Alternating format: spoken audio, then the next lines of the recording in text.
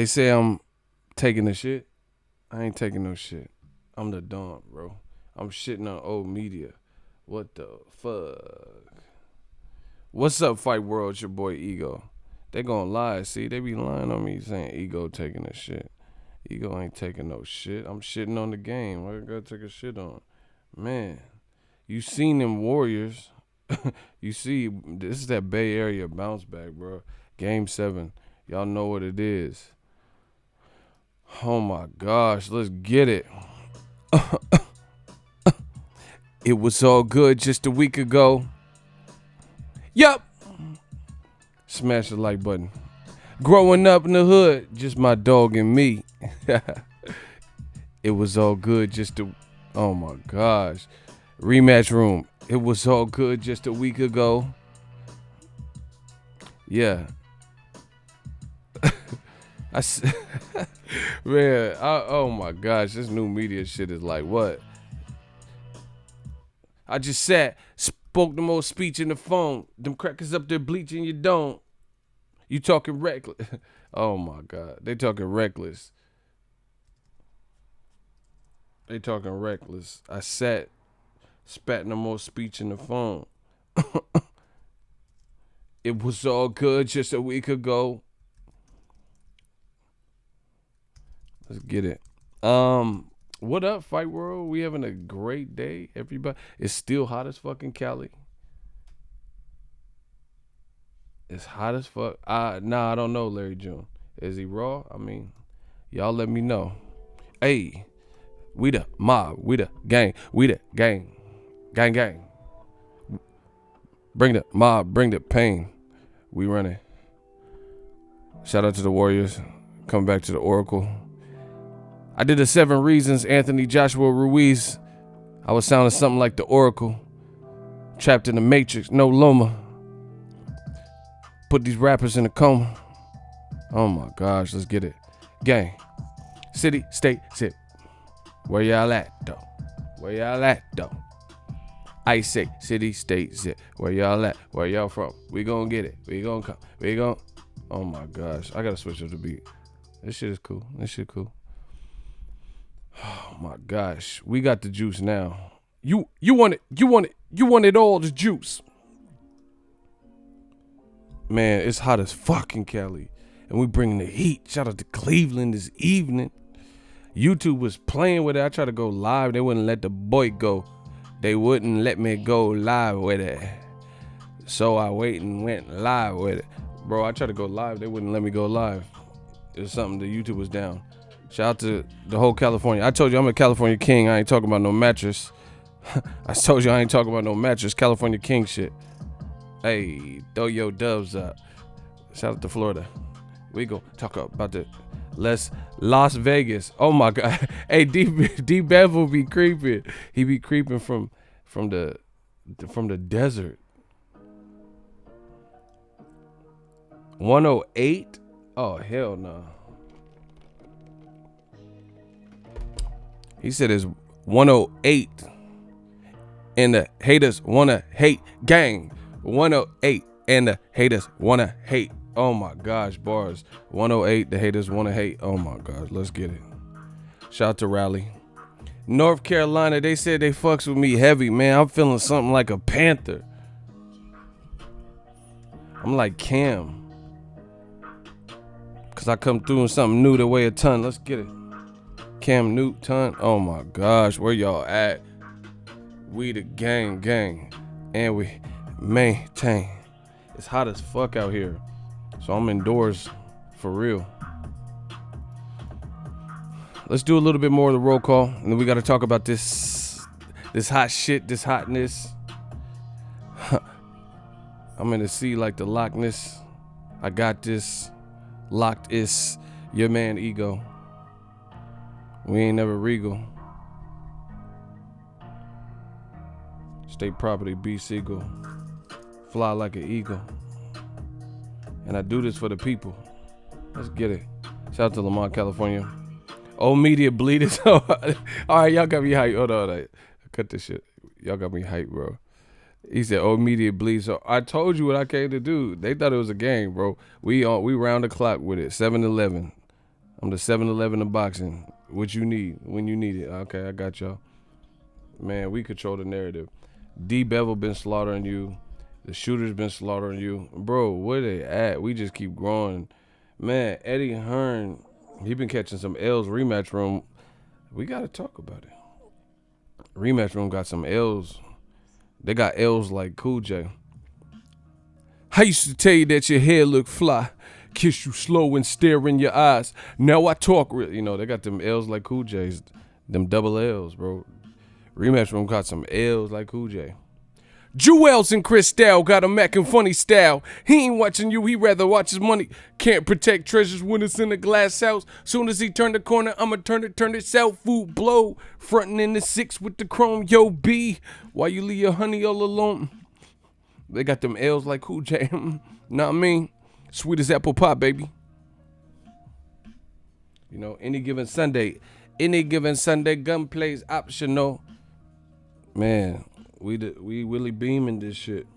We make up our own play. My name is Willie. Willie beaming. Who got the lady? Gonna scream and all the fam. Gonna scream. You can defeat me. Yo, dream. Oh my gosh. Oh, media looking dusty. They probably try to just put out videos and articles. They know they don't want to be here. Just like Joshua in that 7th round with the Snicker God, Andy Ruiz. He didn't want to be there.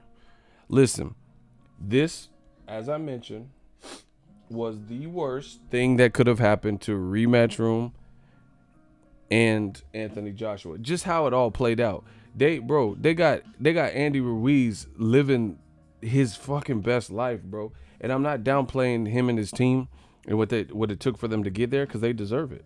You know, Andy Ruiz, this is like, it reaffirms why you love boxing, at least to me. The Snicker God, you know, this reaffirms what I love, what I got into this sport for. Real talk. Because it's good to see somebody like Andy Ruiz seems kind of like the opposite of what they built Joshua as. Real talk. They had Joshua, like I said, they treat him like a kind of like a Disney princess. Like, he did this in his 15th fight, and by his 20th fight, and 5 years from now, he'll be the king. And like, you know, it's like boxing fans didn't really need that and didn't really want to hear it. Andy Ruiz ain't doing that. So I'm happy for him. I'm happy. Like, the man is in Mexico right now with the president and a fucking Snickers belt, bro. He's out here with a Snickers belt cheesing. You dig? So it's just like, I don't know, I just feel good. It's like, how can you look at Andy Ruiz and see what he's come through, you know, in his career, the ups and downs, stuck with it, on the verge of like kind of giving up on boxing, had a promoter in Bob Arum and Top Rank that didn't really do nothing with him outside of his first and only title shot that he had with them, you know, and everyone gave up on him. Nobody was really checking for him, so I respect it, because to me, this is what I'm in boxing for. This is what I like about boxing, because you never know. You know, these Buster Douglases, Andy Ruizes, and, you know, these people come out of nowhere, so to speak. This man got, in a week, 2 week, 3 week, whatever it's been, he got almost 1 million followers. He got almost 1 million followers just from one successful night. You know, this, like, to me, fuck the boxing, fuck the sides and all this other shit.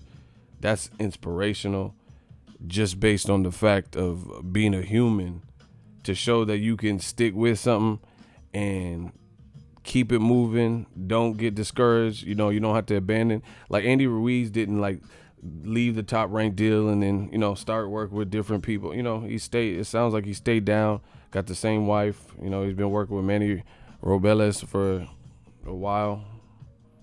You know, he just stuck with it. That's inspiration to me, and it should be inspiration to you, especially as an American. So I'm happy for him. And like I said, Eddie Hearn, let's talk about it. He played the game, and he did it all wrong, bro. He did it all wrong. Eddie Hearn came in pompous. Eddie Hearn came in like, because he had the golden goose. You see, this is why you can't put all your eggs in one basket. This shit ain't promised. These motherfuckers ain't Floyd Mayweather. They don't got this legendary defense and shit. The legendary ability to stay composed under pressure. A lot of these fighters don't have that throwback type of training and shit. Floyd is from a different generation, bro. He's an anomaly. Floyd is not. That's why he's able to beat. Same with Pacquiao, but really Floyd, because Floyd beat Pacquiao, you know. But these guys are not from. They're not the same. Keith Thurman got to be on his best behavior. Worse behavior. You know, they got to be on their best behavior. Not everyone's like a generational fighter. You know, some people are just really good. You know, Mayweather is great, all-time great. So, you know, these promoters and people in suits playing games and acting like, you know, they acting like Joshua was Floyd. He didn't do Floyd shit. You know? And Eddie Hearn, I told you guys, fell in love with the fanfare and the fame and, you know, something we all adore. Something we're fighting for. Stuck in the pain, searching the fortune and fame. Hey, bro, I told you I'm Ego Valley. Something we all adore. Something worth dying for. Nothing ain't stuck in this game, searching for fortune and fame. Bro, this man is a promoter. He's a promoter. And he be all in the video. Come to death row. All in the video. You played the wrong game. You overplayed your hand. Now, you not the man. Look. Knocking out Anthony Joshua ends the Matchroom empire. End the fucking empire. Do it. Do it. End me. End me. Let him knock Anthony Joshua out. End Eddie Hearn. End him. Do it. Don't just talk about it. Okay. That was Eddie Hearn. He said, oh yeah, Wilder's talking about he'll knock out Anthony Joshua and end Matchroom empire. In me. Just in me. Don't just talk about it. Do it. In me. Come in me. In me. This is a promoter now. Not the fighter. Bro, he did an interview saying, oh, you're going to knock out Anthony Joshua in me. In me. In me. I bet he's regret. Because Andy Ruiz ended you. You know, it might not have been Wilder because he didn't get his hands on him. But this is the promoter, people. He just said it. He said, in me. In me. Yeah. You said you'll knock down the Matchroom empire by knocking out Joshua. In me. Just do it. In me. Don't talk about it. Do it. In me. Bro, this is what Eddie Hearn was saying. And now when it's all in shambles, he ain't talking about no in me, in me. So, like I said, overplayed his hand. He built up Joshua and put all his eggs in his basket, and you put a lot of pressure on him, and Joshua was not who you were making him to be. He was who you fantasize he could be at some point, but that's why they didn't put him in with Wilder, bro, because they wanted to build him. They felt Wilder over time, you know, his style will show flaws. He's a bit older than AJ, and then by that time, you know, Wilder would be regressed somewhat, or there'll be enough data to show vulnerabilities, and then Joshua would have really peaked. That's what happens when you try to control the game. Eddie Hearn was talking about in me, in my empire. Knock out Joshua. Okay, Andy Ruiz was like, for sure, I got you. Took a bite of that Snicker, and he did what you wanted. This is what you wanted. So listen, old media don't beg for mercy. There can't be no peace. I told you. You guys did this for a year and a half, 2 plus 3 years, and now you want it to all end overnight. Nah, y'all got to quit like Joshua if you want it to end. Quit your channel. Quit coming online. We not stopping. Why we see? It's another day for us. You notice ain't nothing changed on my channel. I haven't had to retract anything I said. I haven't had to come from behind and explain and give you guys all kinds of excuses why it happened. You know he be listening on the low. Listen, this is a free country. It don't matter. This is for anybody to listen. Listen, I know what I'm saying, so I don't fear what I put out. I'm not, you know, I'm telling you exactly how I feel. Shout out to Joel Hernandez, $1 super chat. Appreciate you. And he got the Raiders emblem. I told you, man, this is that base shit. We don't play shit. Hearn said, in me, you know, and now it's just getting worse. And the worst part about it is now you have this Hearn, Eddie Hearns, who's trying to do the same proper. You know, I blame the UK, bro. I blame the UK. Yes, ego blames the UK. I know it's not all of the UK, but here's why. Because the UK was when people like me, see, y'all didn't realize this was a reality. You guys accepted this. People like me in new media kept telling you this is not the way to go about it. This is not the way to come through America. This is not the way. And we gave you fair warning. That's like me, D Bevel, Cursor, King Corleone, Real Brother, you know, J Dog. We all warned you. Walk up this hill. There are a ton of rattlesnakes. This is the perfect weather for rattlesnakes. You have shorts on. You know, be cautious. If you're still gonna go up there, be cautious because you have shorts on. You don't want to startle them. We told you that there were rattlesnakes up this hill, up yonder, and then they ignored it. And every time Eddie Hearn was all in the video and doing these like things, like asking people in the street who Wilder was, you guys encouraged that. And then it blew his head up and he kept doing it more and more. Yeah, you got the proper wank and proper banter, Eddie. You guys allowed this, and then you created a monster. Now you don't know what to do with it, and now he all in the video. Now what's worse is he's still all in the video, still talking about I'm suing the WBC and WB Pictures and Warner Brothers. He's suing everybody, bro. It's looking ugh. It's like them boots. It's looking Uggs. It's looking Uggs out here, bro. Now you're going to sue the WBC for what? And notice how many people, like, I'm not saying it's right or whatever, but how many people are in a similar position and they're not even talking about that. Charlo wants a big fight, right? He called out Canelo. He called out Triple G. Both of them had the WBC belt. So if anybody should be suing, it should be Charlo, because people won't give the man credit, right? He's calling out for the best. He's been chasing Canelo since 154. He's supposed to be the number one rated guy at the WBC, and he ain't talking about that. He's like, I'm just going to keep calling them out. I'm going to give it another try, and then them guys got to come to the table. Eddie Hearn talking about suing someone, so you know how that's going. Jorge Sebastian Highland, he was Triple G's mandatory for 2 years or so. Never got an opportunity to fight Triple G, ever. Triple G beat Rubio. He was supposed to fight Cotto. Never got that. Never fought Martinez. You know what I'm saying? So we know this stuff happens. But Eddie Hearn knows he's being X'd out of the picture and not being able to produce the fights that he wants. Like, for example, this is what this is about. It's about the loss of power. I told you guys, you didn't want to listen to me.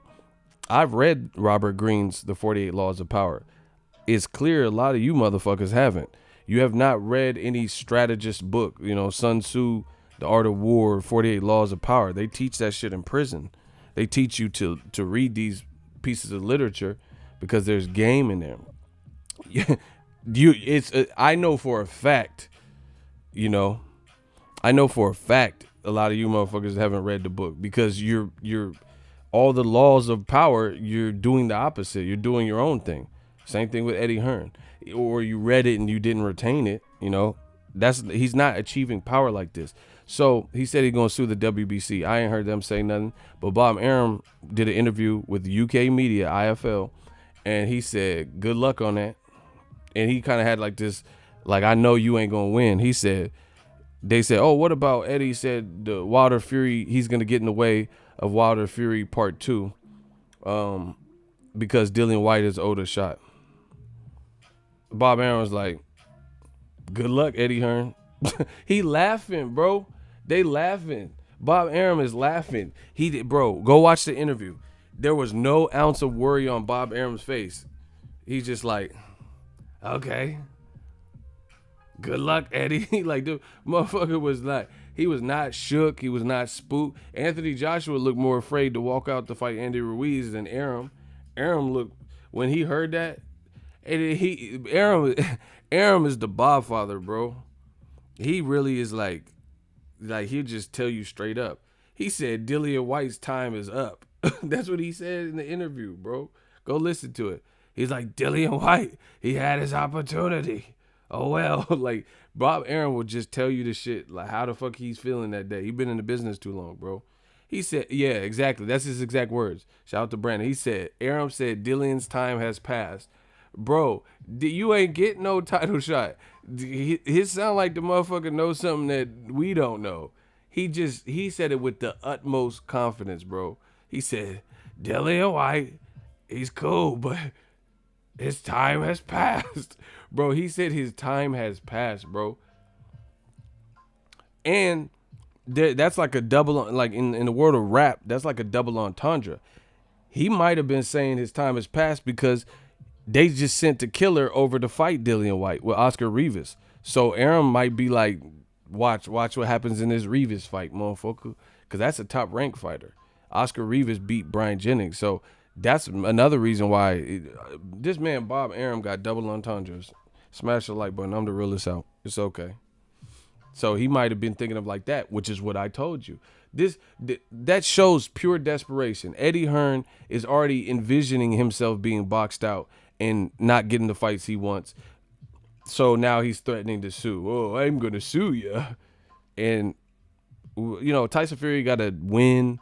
Wilder got to get past Ortiz. Dillian got to get past Oscar Rivas. It's far too premature for anybody to be talking about suing somebody who has a impending lawsuit. They just know something's going to happen a certain way. That's what I'm saying. Eddie talks too much to the cameras and shit. And y'all keep allowing it. So it's funny to me. Who plans to sue somebody? You know, that's like me going to like a fight that doesn't happen, like Mayweather Pacquiao 2 next year, and the fight hasn't happened or been announced. And I'm like, yeah, man, I'm going to sue these Manny Pacquiao and Floyd Mayweather motherfuckers in 2020. You know what? How you plan to sue somebody, bro? That's desperation. You plan it out to sue. You know, your fighter ain't even got past. We don't even know if he's going to beat a mandatory after Oscar Rivas, and you already envisioning suing somebody. That's horrible, bro. And the reason why is this. The talks before, Al Heyman and Arum are like real life, like bosses. I know they don't always see eye to eye, but they're bosses because they just handle their business and shit like that. Eddie Hearn is sitting up here like doing all these interviews and, you know, trying to, you know, entertain and, oh yeah, you're in your pajamas, your Transformer PJs and, you know, doing all this and making these jokes and shit. They making the joke of you with what they doing business wise. It's just this way I see it, man. So for example, look at it like this. Smash the like button, the real is back. Okay. Look at it like this. Your competitors, Arum got ESPN, ESPN Plus. Al Heyman got Fox and Showtime, and they're, you know, Showtime Anytime and Fox Go and all this. They just teamed up and announced that because Arum confirmed in this interview too.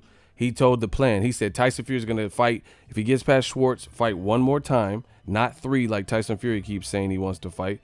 He said there's not enough time. So basically, Wilder should get the Luis Ortiz fight. That's the pact. Before, I was wondering because Wilder announced it and Tyson Fury's side didn't really confirm it, but he basically confirmed it. But they don't want to just they don't want to count their eggs before it hatch type shit. But Arum said in this interview that Tyson Fury, if he gets past Schwartz, he's going to do one more tune-up, and then the first half, you know, presumably January through March of next year, Wilder Fury 2, and it could turn into a trilogy, which makes sense because the first was a draw, so that's a stalemate, and then one person's going to win, presumably the next one, so it could lead into a trilogy. Eddie Hearn don't like this because notice the conversation a couple weeks ago was his fighter versus Tyson Fury, right? They were talking about, oh, Tyson Fury versus Dillian White, and then Tyson Fury was like, I'll do it if I get a diamond belt, and, you know. So Eddie Hearn liked that because he would at least have some stake in a major heavyweight fight or, you know, pretty big heavyweight fight with Tyson Fury and Dillian White. But with news that the game plan is to do another tune-up and then Wilder to fight Ortiz and rectify that and beat him sooner or whatever, and then them to rematch each other, and they've already agreed to it. Now Eddie is sweating bullets, right? Because you're not really involved in the heavyweight picture. Because Dillian White, you don't have a big fight with Tyson Fury. And I was wondering why Tyson Fury said that he would fight White for the he said he would fight him for a diamond belt, and then 2 weeks later or so he got interviewed and he was like, Dillian White, he's a boom, not interested. And I'm like, damn, I thought you was down to fight him. But now it all makes sense. In the words of Seth Rogen, it all makes sense. You're a virgin. Like, it all makes sense to me now.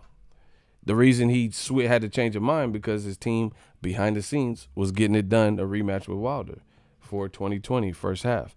So why would you fight Dillian White? Bro, Eddie Hearn is being boxed out. Clear 2C. Why the fuck would Tyson Fury fight Dillian White, who's never fought for a title, to get a shot at the WBC champion when he already had a shot? Tyson Fury already had a shot at the WBC champion, did cool, resulted in a draw, and he has a golden ticket, a Willy Wonka golden ticket to get back into that conversation, and they've already facilitated that deal. So why would you do an eliminator against Dillian White when you already have a direct shot to get to Wilder and the WBC belt in a rematch, and you'll make more money? And with the DAZN whatever package, if the fight landed on DAZN, they don't do pay-per-view, versus Wilder versus Fury 2 is definitely going to be on, Showtime pay-per-view mixed with ESPN pay-per-view. They're going to probably just split it. That's why Eddie Hearn is sweating, because you had your cash cow that you put the most into, and he just took a fatal L, and we don't know if he'll be able to even bounce back because so much was shown that night. And then you can't even get Dillian White. But listen to me. Oh my gosh, I am the stream king. Listen to me. I'm breaking this shit down. What are you doing? I'm breaking it down. Smash the like button. I'm giving you that real baptism right now. This is all facts. No cap. No cap. Smash the like button. Eddie Hearn, in hindsight, which I told you before it happened, was making fatal mistakes. He was making fatal mistakes. He put all his eggs in the Joshua basket. That's one mistake. Right? You don't do that. Where's Kell Brook? Like, he didn't build Kell Brook. Kell Brook was a pretty big star for Matchroom, and then he lost 2 times, and then we don't even hear about Kell Brook. So basically, I'm just going to fights to watch them from the sidelines because I couldn't fight Amir Khan, basically. Where the fuck is Kell Brook, bro? He not even worried. That's what I'm saying. He was all in for Joshua. That's what happens. He should have been building Kell Brook back in whatever division he's supposed to be fighting, 47, 54, whatever the fuck he's doing. We don't even hear about Kell Brook. So your whole stable was reliant on the success and the power and the negotiating power of Anthony Joshua, and he just lost that. So basically, a chocolate brownie, have no fight to get nobody a chocolate brownie,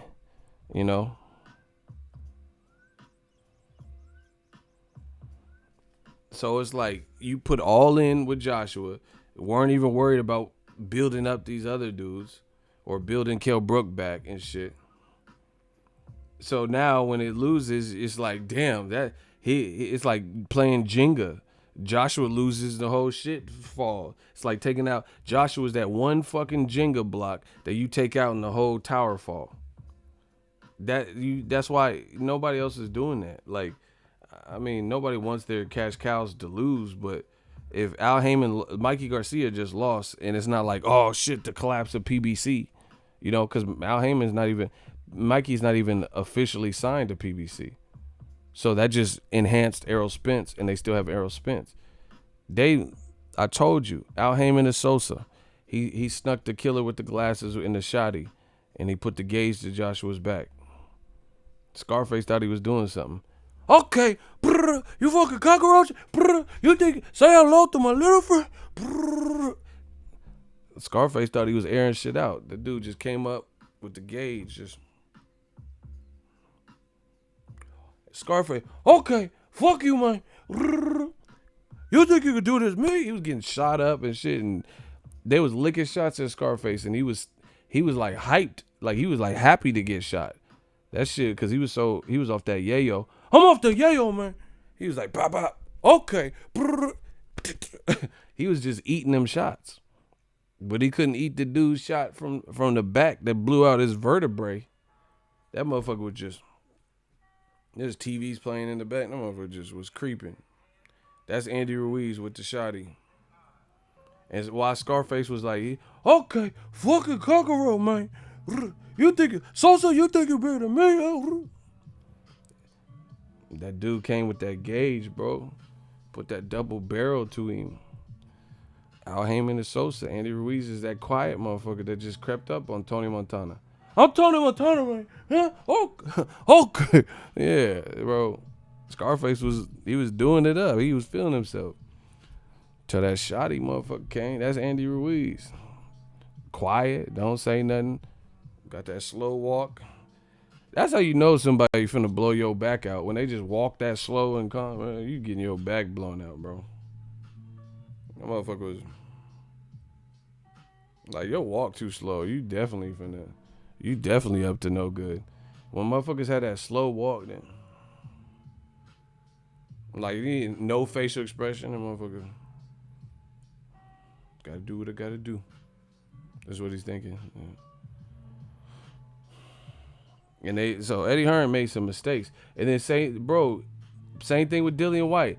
Dillian White has had ample opportunity to get to a title shot. Eddie Hearn didn't facilitate it.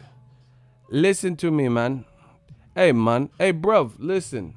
Dillian White has had multiple opportunities to get to some type of title. And you want me to feel sorry for the way that Eddie Hearn ran these guys' career? Come on, man. Dillian White, I like him. He's a good fighter. But he's had ample opportunities. WBC said, fight Luis Ortiz. You'll become that's an eliminator. You'll become the number one mandatory. Dillian White tried to have some side bet with Wilder. Oh, I'll knock the old man out if Wilder sends me an email and promises to fight me. No. Why would Dillian White tell Wilder what to do, but the WBC told you what to do? So the WBC ordered it. So why does Wilder have to go above and beyond that and send you an email promising? You know, the other thing is this. How come Matchroom, listen, how come Matchroom, I told you I got all the points. I'm on point like a thorn out here. Come to Philly, I'm a thorn out here. Bro, listen, I'm on point like a thorn out here. How come Rematchroom the fighters want people to do what they're not willing to do? Numerous times, right? Remember when Wilder said, Eddie Hearn, I will fight Dillian White, but you got to guarantee Anthony Joshua is the next fight. And Eddie Hearn's made excuses. He said, oh, no, this is a fight-by-fight basis, and why would I guarantee Joshua, and blah, blah, blah. So why did Dillian White want Wilder to guarantee some shit that Matchroom didn't do? Oh, my gosh, bro. I'm just bodying old media. It's sad. Let me run it back for the slow people in the back. Deontay Wilder, when he was trying to fight Joshua, like when he was smoking him out, he says, I'm a king. I don't travel for peasants, but I will take out the trash and knock out Deontay. He said, I'm Deontay. I will knock out Dillian White if Eddie Hearn promises that Joshua is next. He said, then it's no problem for me to take out the trash, but we not playing no games. That's what Wilder said. He said, if Eddie Hearn can confirm that if I get past Dillian White, because that's the guard dog that you're throwing in front, I'm fighting Joshua, no ifs, ands, or buts. Eddie Hearn was like, oh, no, what? Why would I do that? right? So then why would Dillian White, when the WBC ordered him to fight Luis Ortiz, say, I'll fight Luis Ortiz if Wilder sends me an email? Why would he do that? Why would he give you a guarantee? He already had his word was a guarantee on camera. Bro, it's looking bad. Shout out to Alex Flores. You know, we working. So the WBC told him to fight Wilder more than once. Didn't do it. Wilder gave Dillian White his word, said, I will fight you. I could vouch for Luis Ortiz. He's a great fighter. If you get past him, I will fight you. It's on camera. Shout out to Christopher Sullivan. $1 super chat. We the Shmoney gang. Wilder is on camera saying that. They didn't explore the Luis Ortiz option at all. They had no intentions of fighting. He fought everyone but Luis Ortiz. When people like me were saying Dillian White versus Ortiz is an excellent fight, because Eddie Hearn was trying to play the game how he wanted. He wanted to protect Dillian White, who was on the upswing, and AJ, who was the cash cow. So he wanted to put them in, the fights he wanted with the least amount of damage or chance for, and that's what happens where you playing the game skittish, and it turned out being someone you underestimated who did you in and collapse your empire, Andy Ruiz. So you were trying to play, who knows, what if Dillian White knocked out Luis Ortiz? I'm not saying that's what I think would happen. I'm just saying. So while you was up here trying to protect Dillian White and protect Joshua, what if they fared better with Luis Ortiz's style? But you robbed the fans of those opportunities to even see the fight, and you might not be in this predicament. That's why I said you cannot play God in boxing. Strategically try to match make, and because these guys aren't coming to lay down. Guys like Andy Ruiz, they're not just coming to hopefully get beat. And Andy Ruiz had the tools and the skills and the mindset and the chin and the amateur experience where it was all, I told you, he always had a chance. But they underrated all that. They underestimated all that. Now they're in this position. So, Dillian White and Eddie Hearn, they run around saying, oh, yeah, he's been the mandatory for 600 days trying to get sympathy and pity. But they could have fought Wilder for the title, but they just didn't want to play. They wanted it on their own terms. Listen, you're not in the position of power. Wilder was the long-standing multi-title defense champion, and he's telling you what to do. The WBC has power over you to decide, who's next for mandatories. Eddie Hearn and Dillian White refuse to accommodate or comply with what the people in the positions of power to do. Like, I never understood that. How come AJ at the time was the perceived A side? So Wilder had to travel to the UK, and he had to take less money and flat fees and shit, and he was willing to do that. But when Wilder, the champion, would have clearly been the A side over Dillian White, right? He clearly would have been the A-side over Dillian White. All of a sudden, they act like A-side leverage is not a thing. But when Joshua uses A-side leverage, then everybody must, you're not worth 50-50. Everybody must, that's what I'm saying. You can't walk through boxing like that. Joshua had A-side demands, and fine, whatever. Against Joseph Parker and Wilder, Joshua was the A-side at the time. But Wilder would be the champion in the A-side over Dillian White. So how come Dillian White is not complying with the A-side demands of Wilder, not complying with the WBC? And then they're worried about their placement. And they're worried about, oh, we've been the mandatory. You're saying that. And then Eddie Hearn is looking worse in the UK, and UK media is doing nothing about it. Y'all keep allowing for it to happen, so the destruction is going to keep happening. If Dillian White, he's in a pressure situation. If he loses or looks vulnerable, no one's going to want to watch the Wilder fight anyway. So he has to get past Oscar Rivas. Factually. He has to get past him. And if he gets past him and it doesn't look good, or if he loses, or if he's getting hurt, all of that is going to make Rematchroom and Eddie Hearn look bad.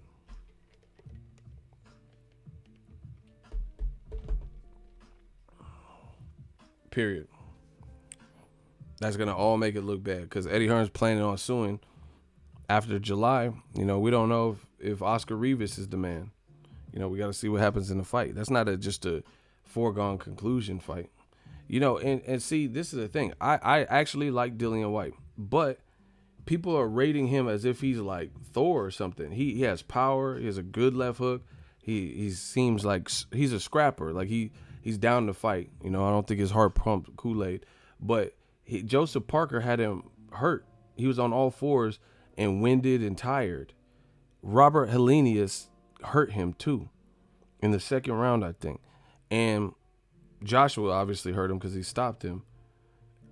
So Parker, Derek Chisora, even the first fight he lost versus Chisora, but the second fight that was a competitive fight. You're fighting a shop-worn, in most people's eyes, shop-worn Derek Chisora, and you're in a competitive fight, up until the tides went, until you knock him out and shit. So it's like, who's even really checking for Wilder versus Dillian White like that? You know what I'm saying? But again, this is desperation. This is desperation from it. Like Eddie Hearn's trying to make it like everybody is just clamoring for Wilder versus Dillian White. And it's so funny because we constantly force old media to look stupid, and we constantly force old media to face the music and reality and go against what they previously said. Their old media always tries to play this card about, I want the best versus the best. It's all about the best versus the best with me. When it comes to me, I like the best versus the best. I don't care about ticket sales. Yeah, until it's a Wilder fight. Until it's a Charlo fight. Now all of a sudden you care about ticket sales. These dudes like, boing, boing, I want the best versus the best. These motherfuckers always try to switch up. You want the best versus the best, but you're happy with Eddie Hearn saying he wants to cock block Wilder Fury 2, which is long overdue and should have happened this year. And somehow Al Heyman and Top Rank work together and have a silent pact to make it happen at the beginning, bright and early of next year. And Eddie Hearn is coming out the woodwork saying, I'm going to cock block the fight, and there going to be lawsuits involved, and I'm going to block Wilder Fury 2 and 3 from happening. And then the dudes, all these motherfuckers was talking about, I want the best versus the best. So if Tyson Fury wins his tune-ups and Wilder gets past Ortiz, Wilder would be fighting a guy that you guys said beat him. You guys, not me, but you guys said beat him. Nonetheless, it was a good, competitive, scrappy fight, whatever. So you would rather Eddie Hearn cock block Wilder Fury 2 from happening with this petty lawsuit shit, but you guys, I'm about the best versus the best. I like the best versus the fucking best. So how is Dillian White, more in a position to be the best versus the best? And now they advocate it. Bro, they're all over the place. We got them scrambling like roaches when the lights come on. Night to dawn. Bro, they're scrambling. Now it's all about giving Dillian White a shot because he's been waiting 600. This proves 100% that old media is full of shit because they constantly go against what they said. You like the best versus the best, but then now you're mad that Dillian White and Wilder's not happening next. Because they have nothing to fall back on. Nobody's talking about Joshua versus Wilder.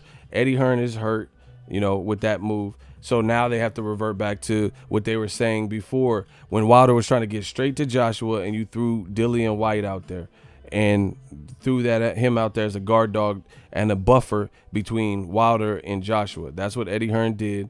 And then now that Joshua looked horrible and lost, now it's back to Dillian White being the buffer. But you guys said the best versus the best. So the best out of Britain, the best from the UK, is Dillian White over the guy you guys allegedly said beat Wilder. See how they always contradict themselves? You see how they always have to contradict themselves? You guys claim that Luis Ortiz was robbed because Wilder was given too much time to recover. Wilder says, I'm a rematch Duke. Oh, who wants to see that? Ortiz is old. This was just last year. And you guys were screaming that it was a robbery and Wilder had too much time to recover. Okay. Then you say Tyson Fury whooped Wilder's ass 10 rounds to 2. This is what they said. And then now You're mad that Dillian White, he's been waiting on the shelf 600 days for a title shot and can't get one. And now you're allegedly advocate. You guys got to make it up. It's looking sloppy, looking shaky, baby. Y'all looking shaky out here. Shaky's Pizza. Y'all looking real life, honest, shaky. You know, Wilder was given too much time to recover. All right, I'm a right my wrong, and I'm going to end this fight with no controversy with Ortiz. No! I don't want to see that. Joshua just lost. What's wrong with the Ortiz fight? No! What? He just satisfied his mandatory with Brazil. He has an open fight. Why not right that wrong? If people thought he got, saved by the refs and docs and shit, bro, they all over the place. They looking shaky out here, bro. They looking real shaky, man.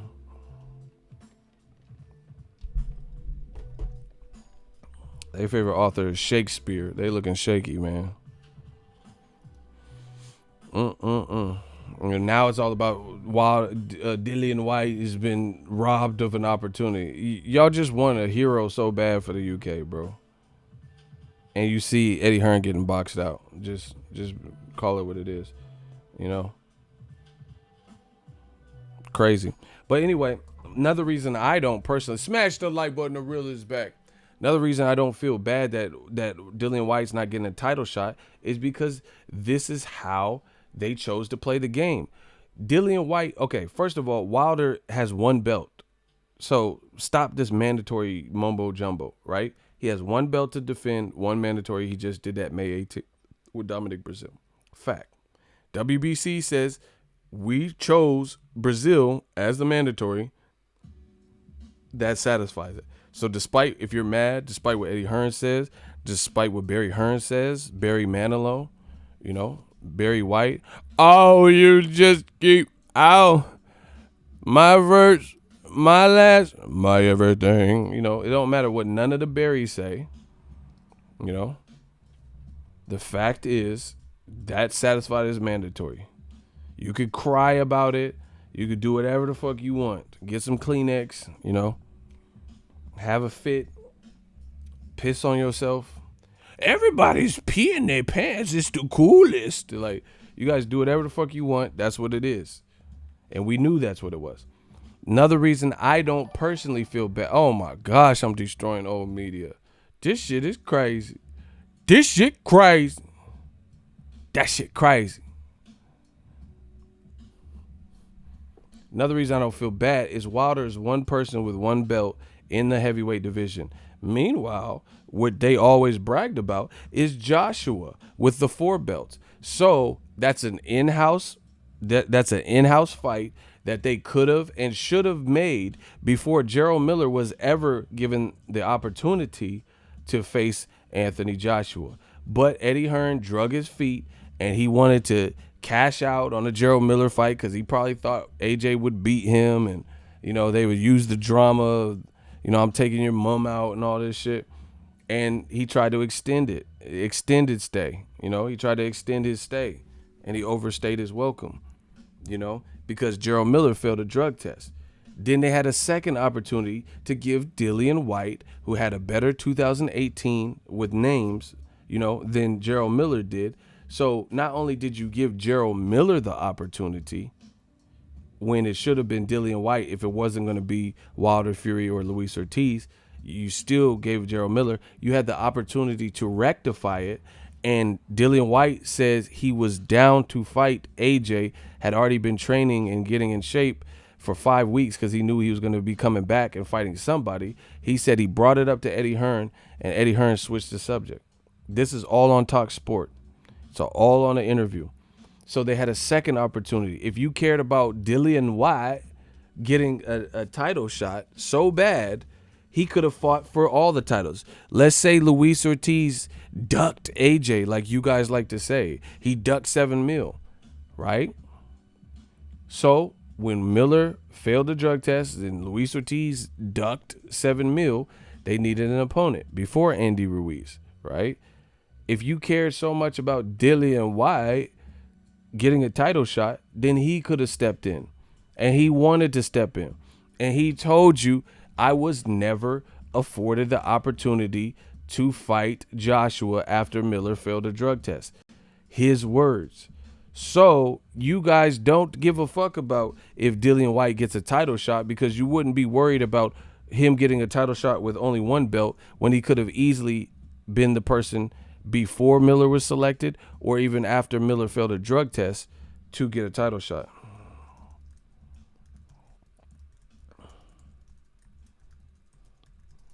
Bro, I'm destroying them. I'm destroying them. This is everything they fear, bro.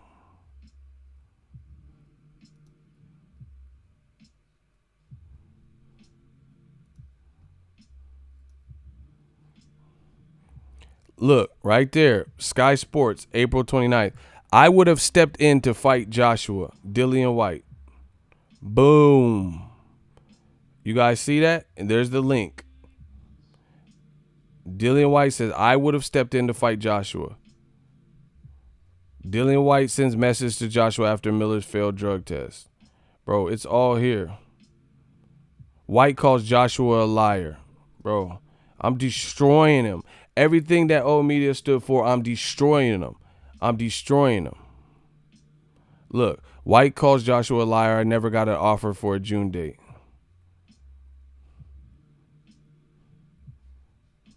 I'm destroying him. How much more evidence you guys need?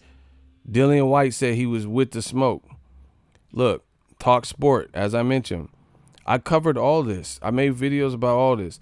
I had 0 offers to fight Joshua in New York.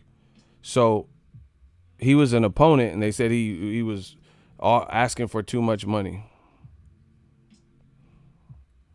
Look, bro, I'm destroying them. Anthony Joshua never offered me a fight in New York. Joshua recently claimed that he has made offers to about every heavyweight going this year, including myself. I could say right now on my left hand. So he said, on God and them, AJ and Eddie Hearn did not make me an offer for the fight in New York after Gerald Miller's failed drug test. It was me that offered to step in and take the fight. AJ had been in 10 weeks of VADA testing. I had already been training for 5 weeks. So I said, I've got enough time to get myself ready and I'll take the shot. I don't understand why they would not tell the truth. There was a phone call with me and Eddie Hearns where I said I would jump in, and Eddie couldn't have changed the subject quicker. He didn't want to know. I don't care what anyone says. No offers have been made to me. Joshua has got my number. He can contact me on Instagram or on Twitter if he likes. I'm a very easy man to reach. Oh my gosh, why y'all let me do this, bro? There's no escape. There's no escape from this work. So that is proof right there. If you motherfuckers really cared about Dillian White getting a title shot, why would you only care about him getting a mandatory opportunity as opposed to a proven good fight? His first fight with Joshua was a fun fight. He hurt Joshua. Joshua hurt him. They have history. In the amateurs, Dillian White dropped Joshua and won. In the pros, Joshua beat him before he became a champion. Now let's see who improves, because amateurs to pro, they're 1-1. And that was before, when Dillian White and Joshua first fought as pros, it was before Joshua was even a champion. So it would show who's learned more since that moment in 2015 or whenever they fought. So you guys don't really care. You're mad because this shit has gone haywire because of decisions they made. So when you want me to sit up here and feel sorry for Dillian White, he followed the lead of Slave Room, and they led him, into a position where he's not getting a title shot for the foreseeable future. It's just what it is. If you really wanted him to have a title shot, don't just look at Wilder. Look at how he could have fought Gerald Miller before Miller was ever selected. Look at after Gerald Miller failed a drug test. He's telling you, I never got an offer. They never reached out to me. I was willing to step in. I had already been training. So how can you guys tell me that you really want to see Dillian White get a title shot when he could have fought for more titles fighting Joshua? Oh my gosh, I'm destroying them. I told you this shit like a battle rap to me. I'm destroying them. I'm cutting them up like China White. You say you want to see a title fight with Dillian White. Oh my gosh, but Tonight is not your night. AJ Ruiz. I get the snicker and AJ you. Oh my God. Let me stop, bro. This shit is a battle rap. So how do you guys trying to act now, brand new, like old media always do, and try to act like you want to see Dillian White just get a title shot? He could have got a title shot through Wilder and played the game and listened to the WBC, listened to Wilder. Didn't do it. He could have got multiple titles, by rematching Joshua, but they didn't want to do it. Now you want me to feel sorry for him. You want me to feel sorry for Eddie Hearn and lawsuits and shit. Nah, bruh. It don't work like that. It don't work like that, though.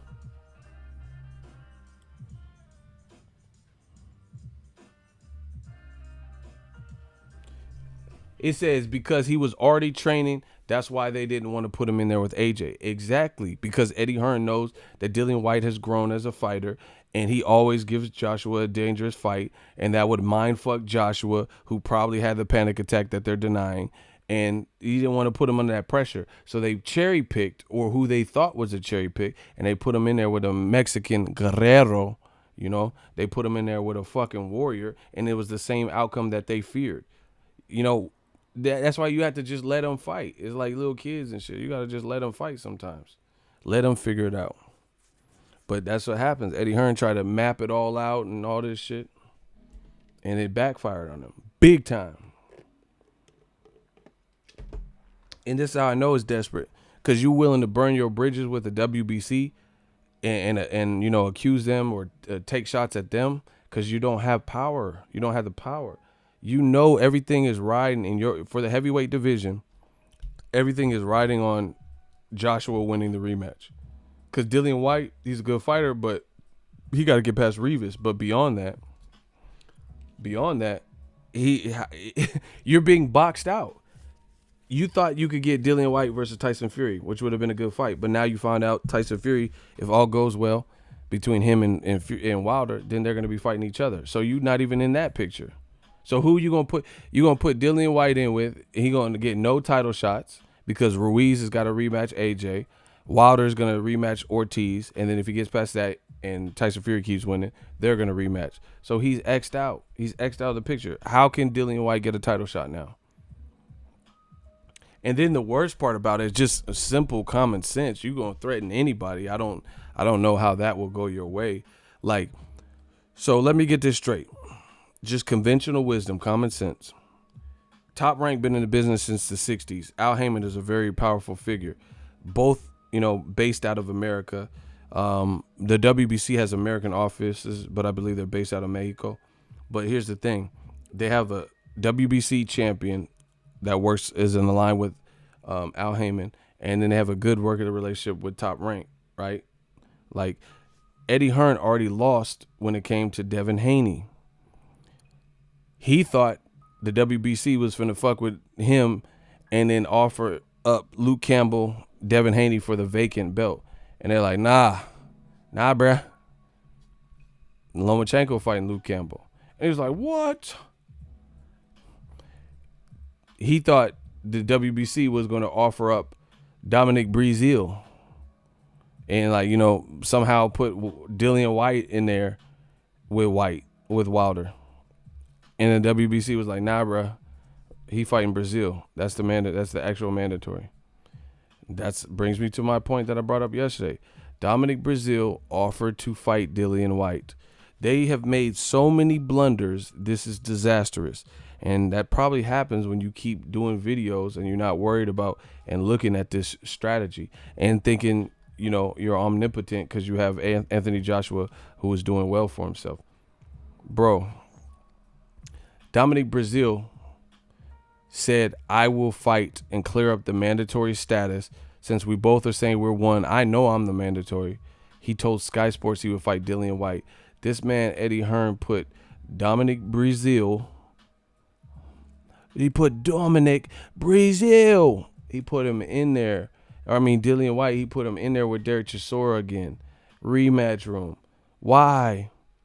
Dominic Breazeale is telling your box office, Sky Sports, we'll settle it right now because he thought, bro, he liked Dillian White's chances with Chisora, a guy he is already on paper winning, more than Dominic Breazeale. They fucked up royally. Period. I don't care what nobody said.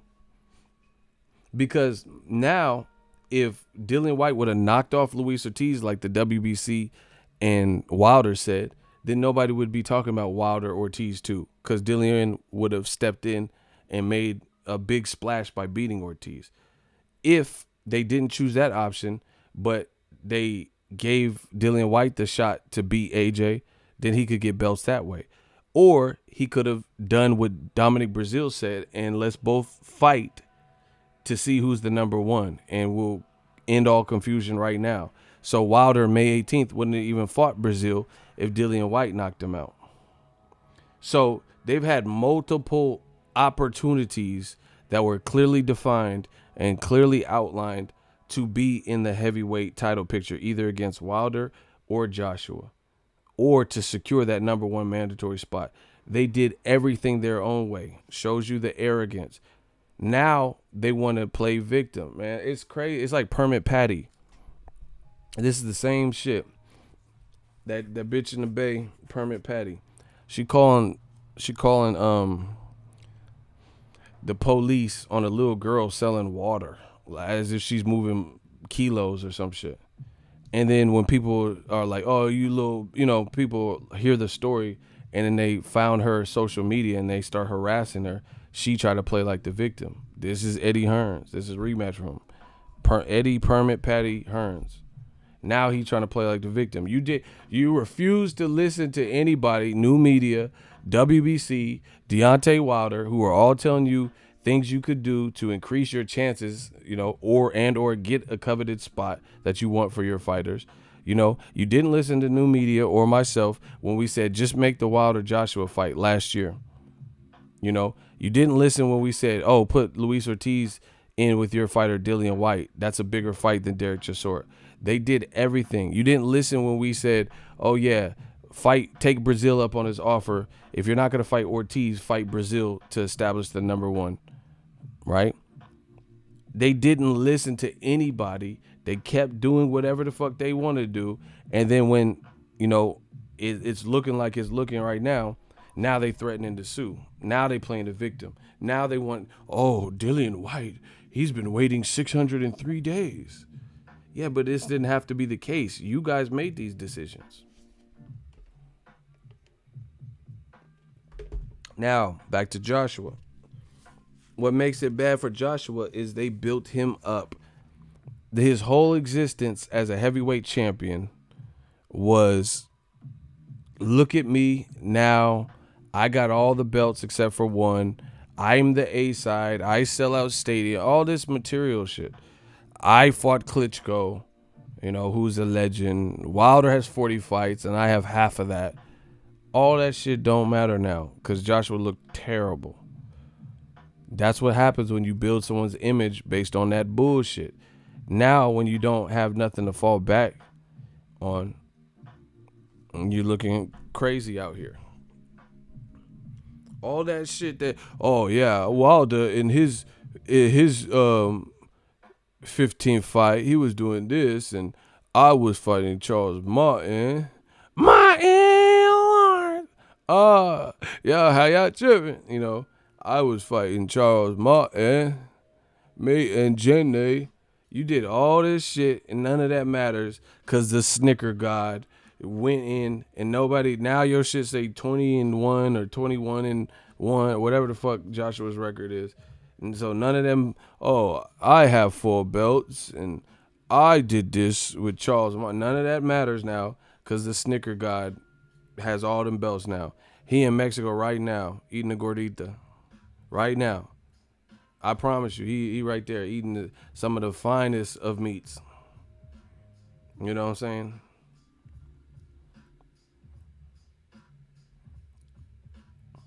This blew up horribly.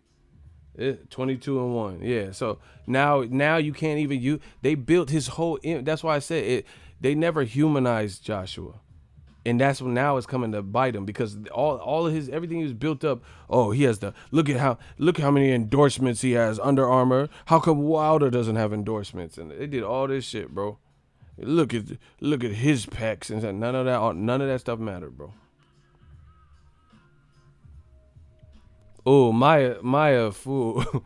She said Joshua may have half the fights, but at least Wilder beat all the people he was supposed to beat.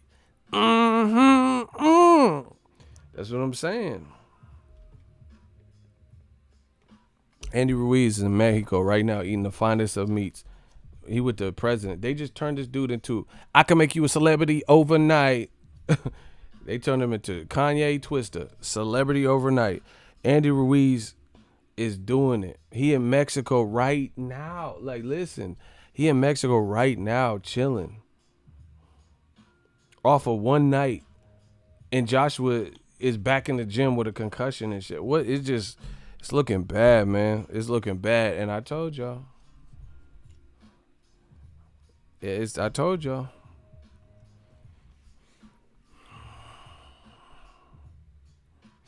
Nah, he not on clean. He testing positive for fucking Snicker fudge and shit, bro. He got that Snicker fudge in his shit. Vada's like, oh, we got the conclusive test back. We have Snicker fudge in your bloodstream. That motherfucker, do he look like he on anything? Like, what y'all talking about? Anyway,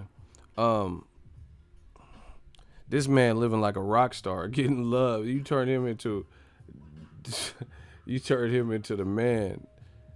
And that's what happened. It's, you know how people say when Dave Chappelle had when keeping it real goes wrong, when cherry picking goes wrong.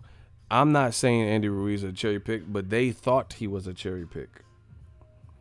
They thought that it was going to be that type of fight. So you protected him from Dillian White. See, that's what happens when you try to craft and navigate through who you want to. Oh, I like his chances with Joseph Parker better than Wilder, so we'll keep him away. Okay, Povetkin's 40, with the element of danger. We like his chances versus this, I don't want to bring Dillian White in last minute, but, oh, yeah, we'll put him in Andy Ruiz. Bro, they didn't expect it. And they got more than they expected. And the sad part about it is the way everything boiled down. To me, it's kind of over. For Joshua to be revered as who he was revered as before, I don't see it. I don't see that coming back. He can win, but they're not putting him in a position to really do that. They're 4 months to get everything right. But even if he were to beat Ruiz, which is definitely an uphill battle now, because you've already given Ruiz ammunition to you. Like, you've already. The worst thing is giving someone the power to know that everything they envision, everything they visualize, they can actually do. Why the WBO trying to stop Ruiz for Fury versus Schwartz? I don't know what you're referring to.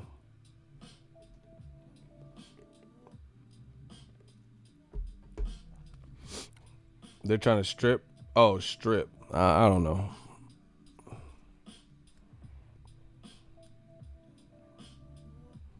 Money talks.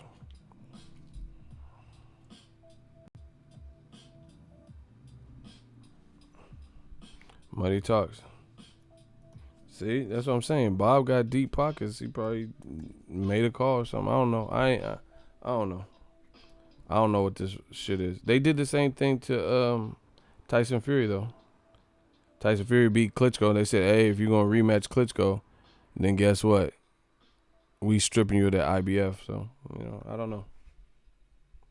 But yeah, the WBO always was on HBO when Top Rank was there. It was always on on the Top Rank side. Who's the WBO welterweight champion? Oh yeah, that's right, Terrence Crawford. That's what's up. So they got a good relationship with them. But anyway, fuck all that. Eddie Hearn is he's in quite the place.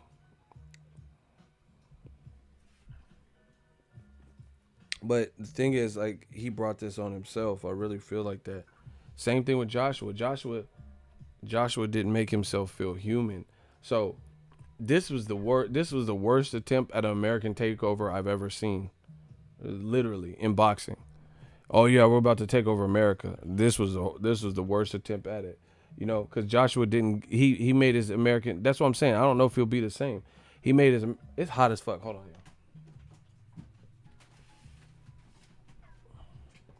Worst attempt at American takeover, because he made his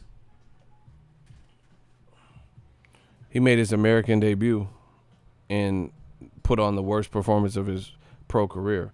Now he got to try to live that up and get that back. Like I said, the worst thing you can do is give someone the faith and prove to them that they can accomplish something. Part of what this YouTube journey has been, it's had ups and downs. Right now we up. You already know that. But on the journey to get to this point, you had to get doors cut, like closing your face and stuff. Things that make you question. But I really feel success. Listen to this, people. In my opinion, success, true success, like above average success, takes a bit of insanity. I really feel that. Write that down. True success requires a bit of insanity. The reason I say that is because you have to have this insane belief in yourself before you see any of the results. You know what I'm saying? You're pushing for something that is not immediately there. Like you can't see any. Like when I first started YouTube, there was no guarantee that this shit was finna work. And I kept doing it. And I kept doing it. There was absolutely no indication that all my efforts were actually, I wasn't making no real money. Definitely not enough money to sustain any type of lifestyle. So you have to have this insane belief and faith in yourself that I'm doing this for a purpose, and at some point I can hold on, and if I keep pushing, it's going to amount and add up to something. So I personally believe, ego quotable, that success requires a bit of insanity. You have to have an insane belief, because you're not going to see the immediate signs that this matters. I'm on YouTube doing 1,000 videos or some shit, not making no money. So it's like, what the fuck? Because when I came in YouTube, it was harder. It's easier now. You can see a weak ass channel get to 10,000 or better pretty quick. It wasn't like that when I first started.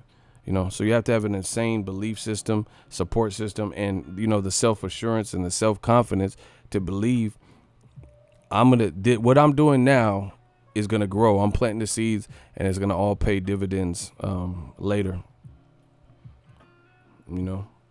Just like anything else in life, stocks, or you invest in a company and then it blows up. There was not necessarily an indication that was the smart investment. It could be the next Enron. So you have to have this crazy belief system that if I keep dumping money into this, this is a smart investment. And then Bitcoin or whatever, cryptocurrency. So that's what I feel. You have to keep, just keep trucking and keep doing what you need to. And it requires a bit of insanity, because there's going to be people that tell you you can't do it, and then they don't understand it.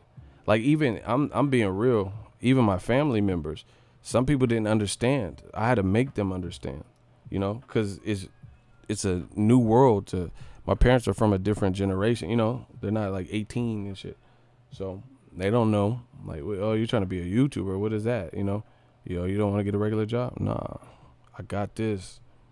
So lesson of the day, have an insane belief system and just know that what you're doing is a purpose.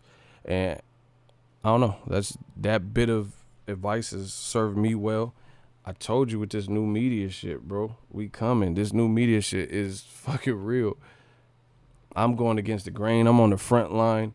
People are saying my 7 reasons is ridiculous, and Andy Ruiz get knocked out in the first round. New media, nobody, shut up, ha ha ha. I don't care. I don't need no one to validate what the fuck I'm doing. I got the validation, me and the Lord.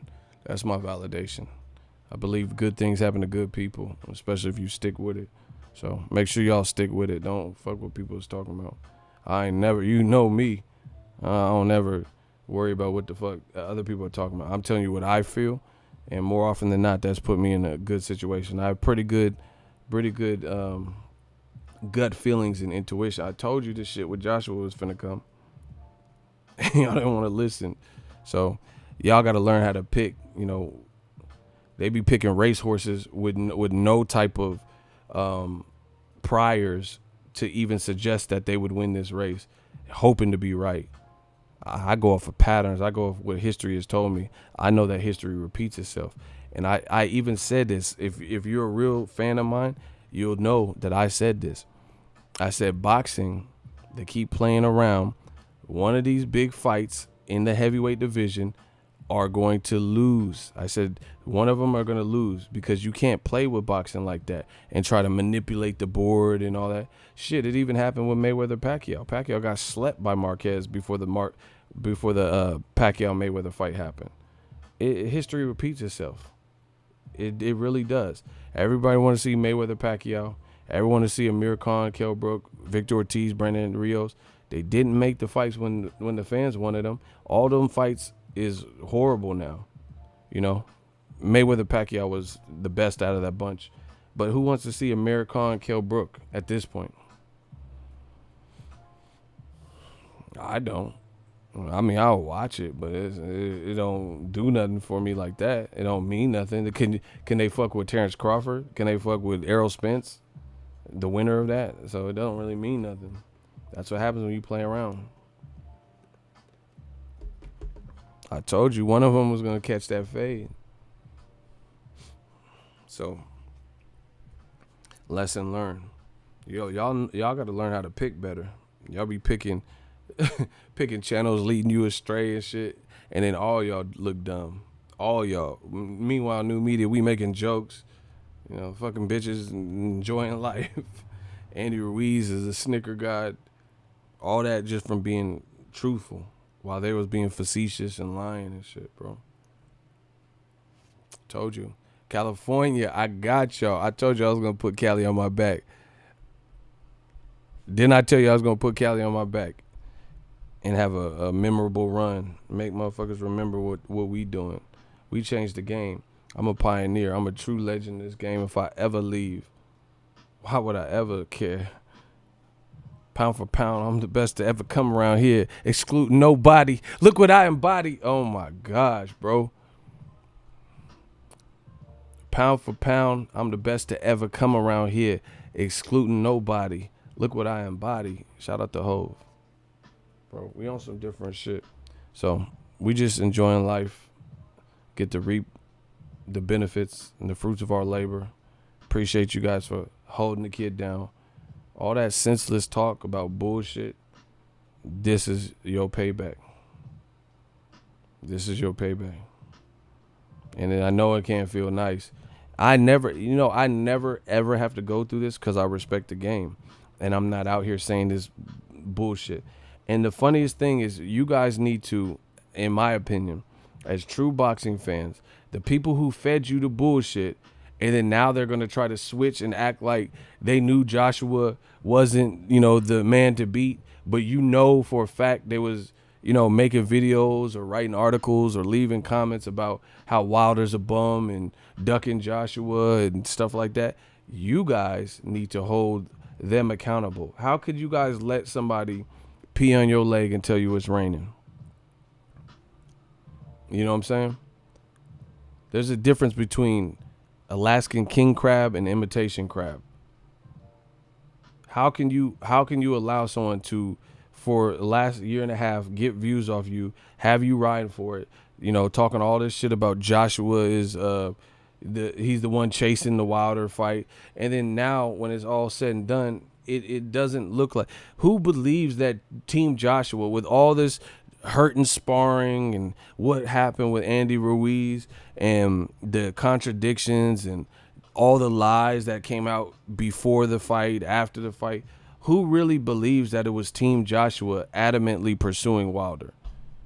And you guys allow people to steer you from the real truth and then now treat y'all like even bigger pawns by trying to switch sides real quick and act like they're pro Wilder, or act like they knew Joshua was overrated, or act like they knew this was going to happen, or act like they had faith in Andy Ruiz. You guys are going to allow that?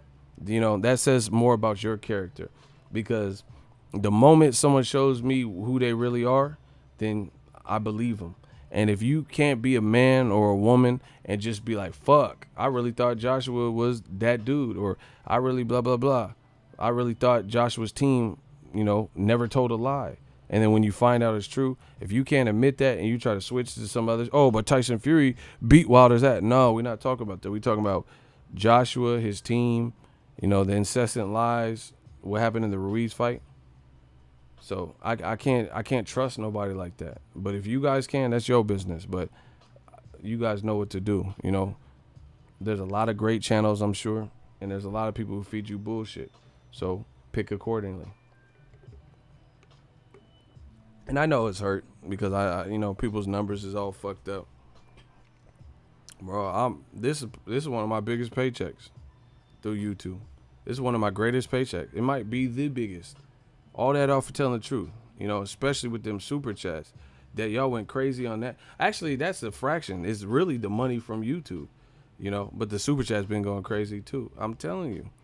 And that's all from being a pioneer, being on the front line. Who will get DAZN new subscribers? You gotta ask DAZN. You see, they don't even release the numbers. Where are the numbers at? That tells you something. Okay, so in you've been out since August of last year, May, whatever.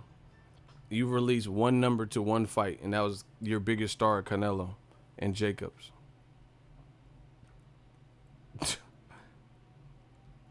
And just keep in mind, everybody was, when I have questions about a new service, and I'm like, hey, I don't feel comfortable giving a year's worth of money up front without having like a formal schedule in place. Plus, people get injured, fail drug tests, They say, oh, you're stupid, you're fucking cheap and broke. It's $8.33 a month. Ha ha ha. When I told you that DAZN has to step up the promo, they're like, no, DAZN, they signed Canelo, they signed Triple G, they signed all the stars, AJ.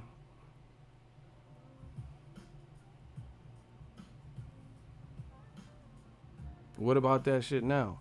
AJ just took a loss. Golovkin's openly ducking. Charlo and Andrade only wants to fight Canelo. Doesn't want to fight Jacobs in a rematch.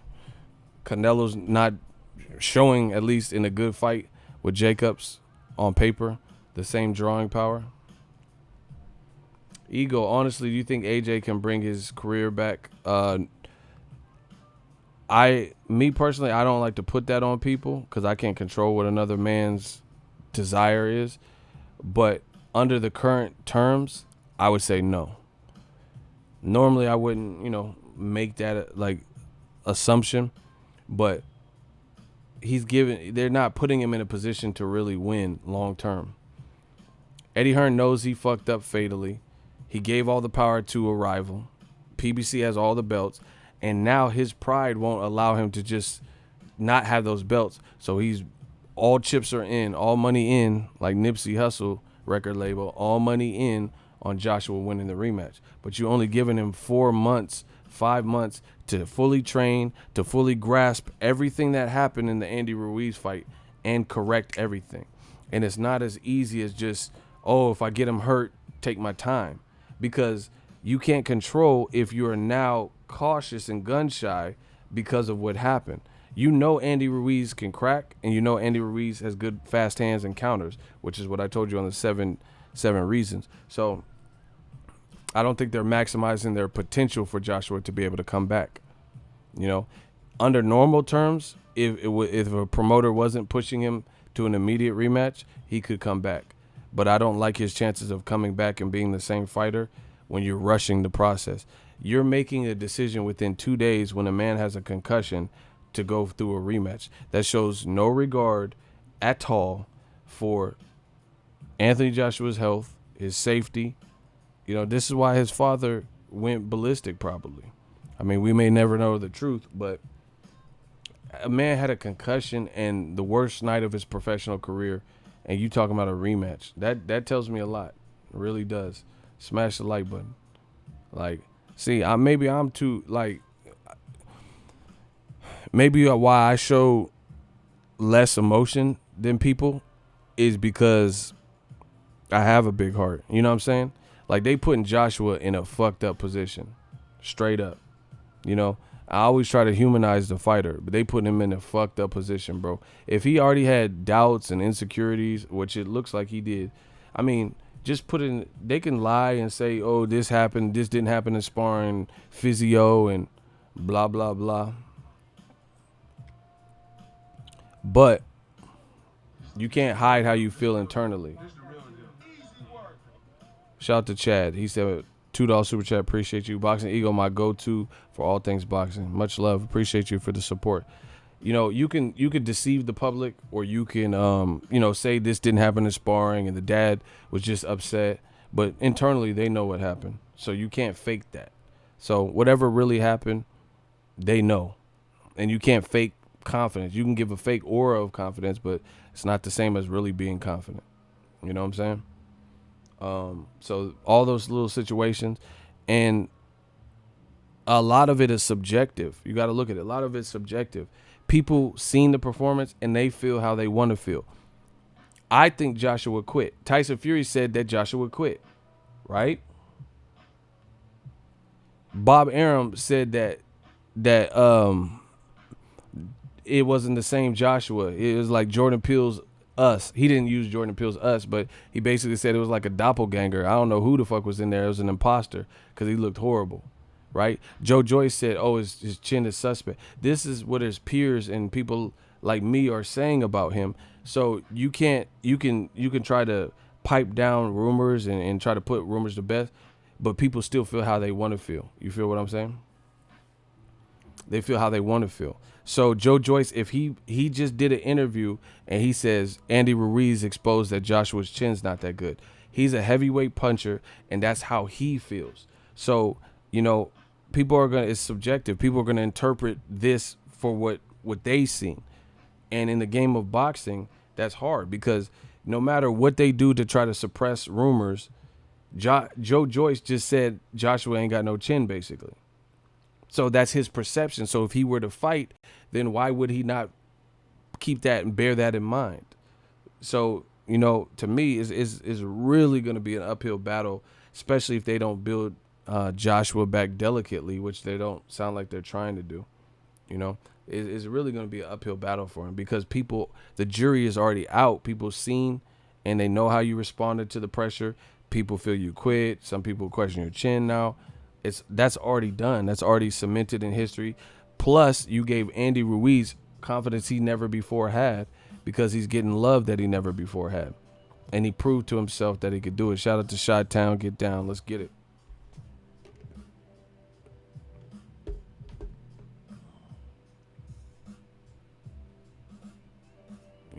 So it's an uphill battle for sure. That's why you hear people like Aram saying, oh, it's stupid to put him back in there with Andy Ruiz.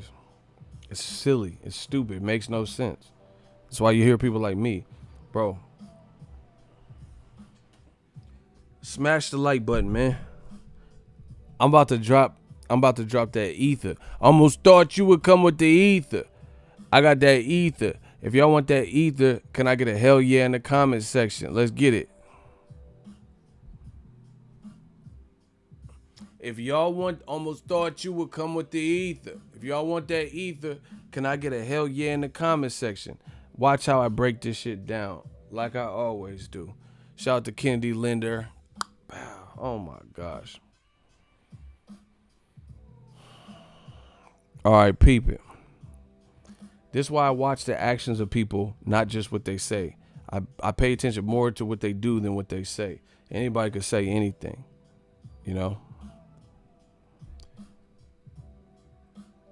Tyson Fury was nearly knocked the fuck out by Wilder. He could say he won 10 rounds to 2 or whatever the fuck he want. But guess what? He signed a new deal with Top Rank. They got him in there with some random guy, never fought outside of Germany, who happens to be ranked. And that's who they're putting him in there with. And then he's supposed to have another tune-up style fight before going in with Wilder. So to me, whether I like it or not, they're protecting their fighter. They're protecting their investment. Bob Arum knows Wilder's power is for real. He's seen how Tyson Fury, and like I said, Tyson Fury might be telling him like, man, this motherfucker power, I was spaced out, I was pissing blood, or I was seeing triples. We don't know what he's saying behind the scene. We only know Tyson Fury, the showman, and what he's saying on camera. So he might be telling them like, hey, bro, this dude hit me hard as fuck, right? But it's evident that they didn't want to go into the Wilder fight, because as soon as this ESPN deal was done, it was already, halfway negotiated. They had a venue at the Barclay, they had a date, and everything was tentative, and then they went a whole different route. So to me, despite everything that Tyson Fury is saying, his team is looking to help him for the Wilder rematch. Get your bearings back. Period. So I don't like that. I would rather see an immediate rematch. But it makes sense from a business and an investment perspective to give your fighter the best chance of, recuperating and getting your bearings back. So from a business perspective, I can understand why the team would do that. I don't like it though, especially with Tyson Fury constantly saying it. But that shows you more about Tyson Fury's team. Frank Warren and Bob Arum ain't putting Tyson Fury in there. He's saying he won easy 10 rounds to 2, but they putting him in there with a Tom Schwartz and another tune-up, as opposed to putting him back in there with the killer Wilder, because they know. Joshua's team just put him in there with a fight. He didn't show he could beat Andy Ruiz. This guy might just have your number. It was a horrible night, and they're expecting him to figure everything out. I don't like that. That shows you something. They're not protecting Joshua. They're just saying, hey, you got to go back in there and get it done, and if you don't, then your career is in shambles. Sterling, I watched a few interviews. I noticed the difference in Fury's speech. I'm telling you, I pay attention. Tyson Fury has a palate. He has like built up spit, like punch drunk type of speech. I am the Gypsy King, and I watched Tyson Fury for years, bro. Before that Wilder fight, he didn't have that shit. And if he did have it, definitely wasn't that pronounced. Bro, this is why they put him in there with Schwartz. You can say whatever you want. Look, ESPN writer Mark Kriegel. Bro, I'm on top of it. I'm on top like missionary. Pause. Let's get it. Mark Kriegel said Tyson Fury, his own family told Tyson Fury that Deontay Wilder would knock him out inside of 2 rounds and that he wasn't ready. You know how that turned out. Now who's ready for Fury? Bro,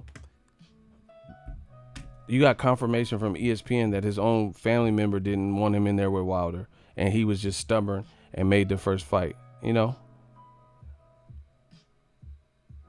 What does that tell you? And y'all always, oh yeah, Wilder's part. And see, bro, this Ring magazine and all this shit, they putting Tyson Fury number 1. His own family didn't even want him to fight the fight. They was like, nah, you need some more tune-ups. You're not ready. You're not ready for Wilder. That's ESPN. This is Tyson Fury's side saying this. You ain't never heard Showtime say, oh yeah, you're not ready to go in with Tyson Fury. So it tells me what I need to know. That was before the first fight.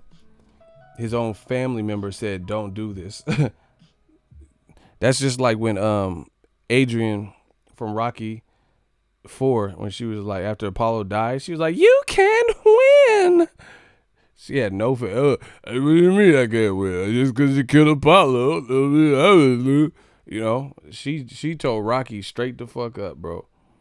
I'll push my chick down the stairs, bro. You talking about? She said that hella rude. You can win. I gotta do it for Apollo. Just because he died, he black. I'm an Italian stallion. I can fight. She told Rocky straight the fuck up. You can't win, bro. That's Tyson Fury family. Said, you can't win. Why are you doing this? And now you want me to believe they want to push him back into an immediate rematch. This is why he's fighting Tom Schwartz. This is why he's fighting Tom Schwartz. He could say the 10 rounds to 2. But if your own family is making quotes like that to your side and they're publishing it, saying, oh, we didn't want him to even fight the first fight because he wasn't ready. His family said he was going to get knocked out before the first fight, bro. And then when Wilder almost makes good on that promise, and y'all dumb motherfuckers want to tell me that Wilder, he's the one ducking the rematch and Tyson Fury, it's over for old media. I told you, I'm the greatest. I'm the greatest. I shook up the world. Like, it's over, bro. Everything they say, we just keep a keen eye to it. Your own family didn't want to see you fight this person the first time. So when he nearly nails you to the cross in the 12th round and drops you another time in a fight that you were arguably winning by outboxing him, this is why the immediate rematch didn't happen. Bro, I always get vindicated. Y'all got me beating the case like a motherfucker, bro. I'm beating up the case like Rocky in the meat freezer. I'm cutting them like a meat cleaver, and I beat the case like Rocky in the meat freezer. Same shit. Just admit, y'all don't know shit about boxing. I'm the dude. I'm the truth.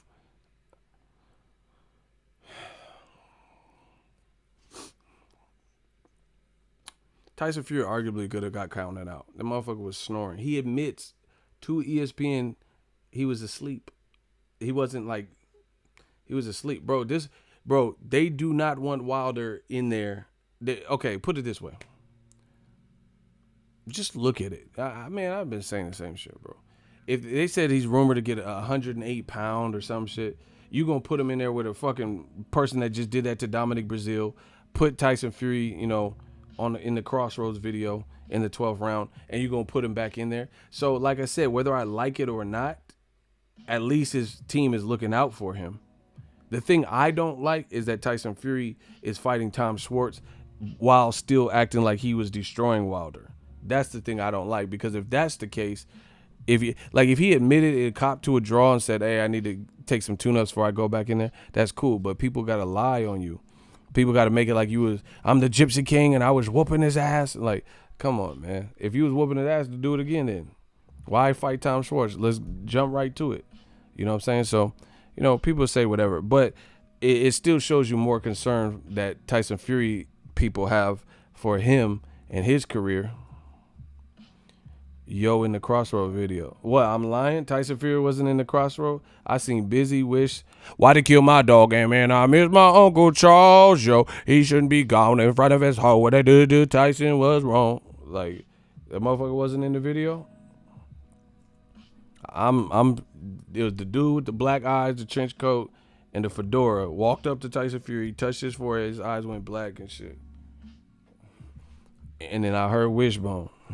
Why they kill my dog, man? I miss my Uncle Charles. Yo. He shouldn't be gone in front of his home. What they did to Fury was wrong. Ooh. Like, and they're gonna miss them, man. And they're gonna miss them. Living in the hateful world. Cinnamon. Keith Thurman was in there with his ponytail, too. Fuck is y'all talking about, bro? And they're gonna miss them. What a little ripster. McGribbin a gum and a dubba. Like, he was right in that video. When they was walking up the mountain, I seen Tyson Fury with the same boxing fit he had on that night, bro. We're running.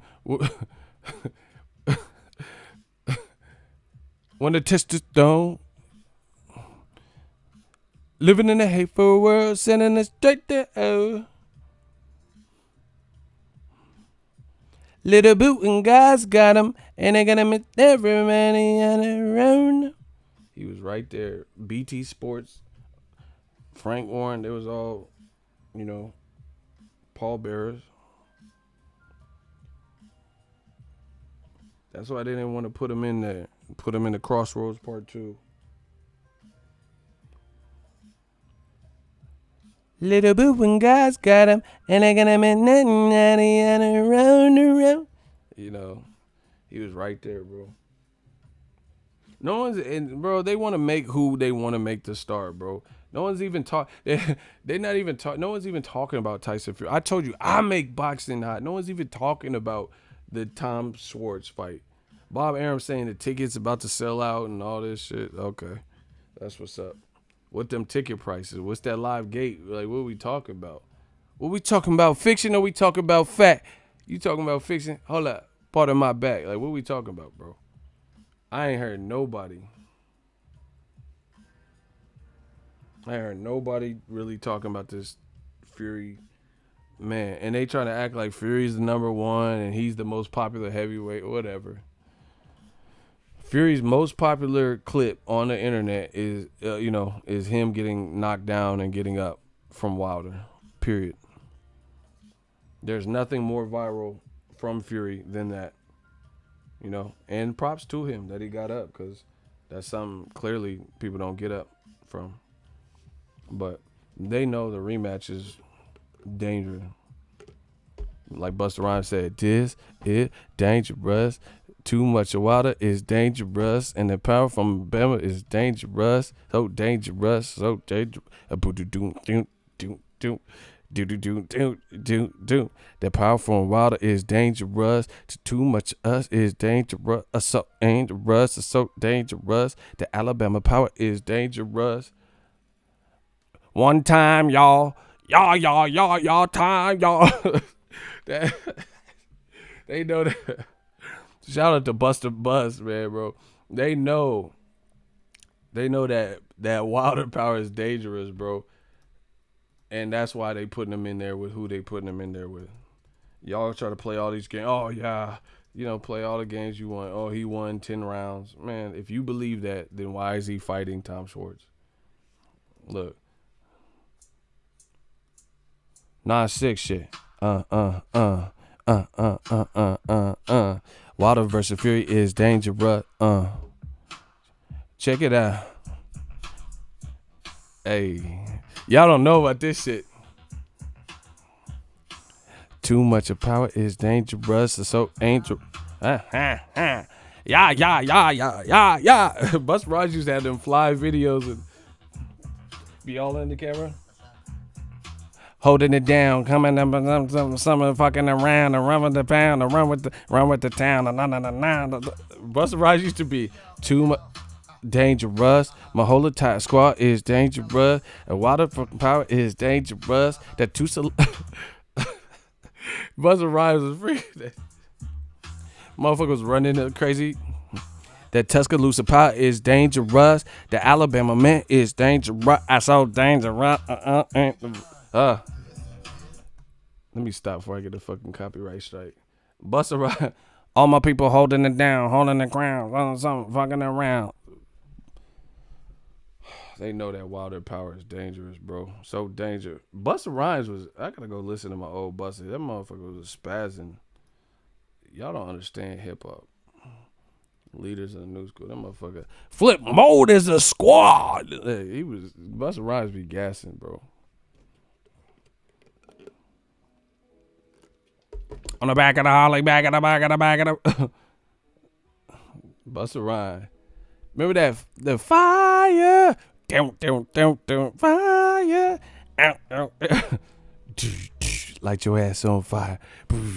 Light your ass on fire. Dude. Busta Rhymes had hit. I got hits. Busta Rhymes had hit. Pastor Cavazier. And he had fun in his videos. I like the artists don't have fun in their videos, bro. That break your neck. Now break your neck. Come on. Break your neck. Come on.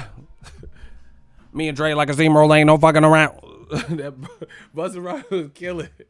Me and Dre coming through like a steamroller, ain't no fucking around. Busta Rhymes be killing. This shit was this. Shit, nigga.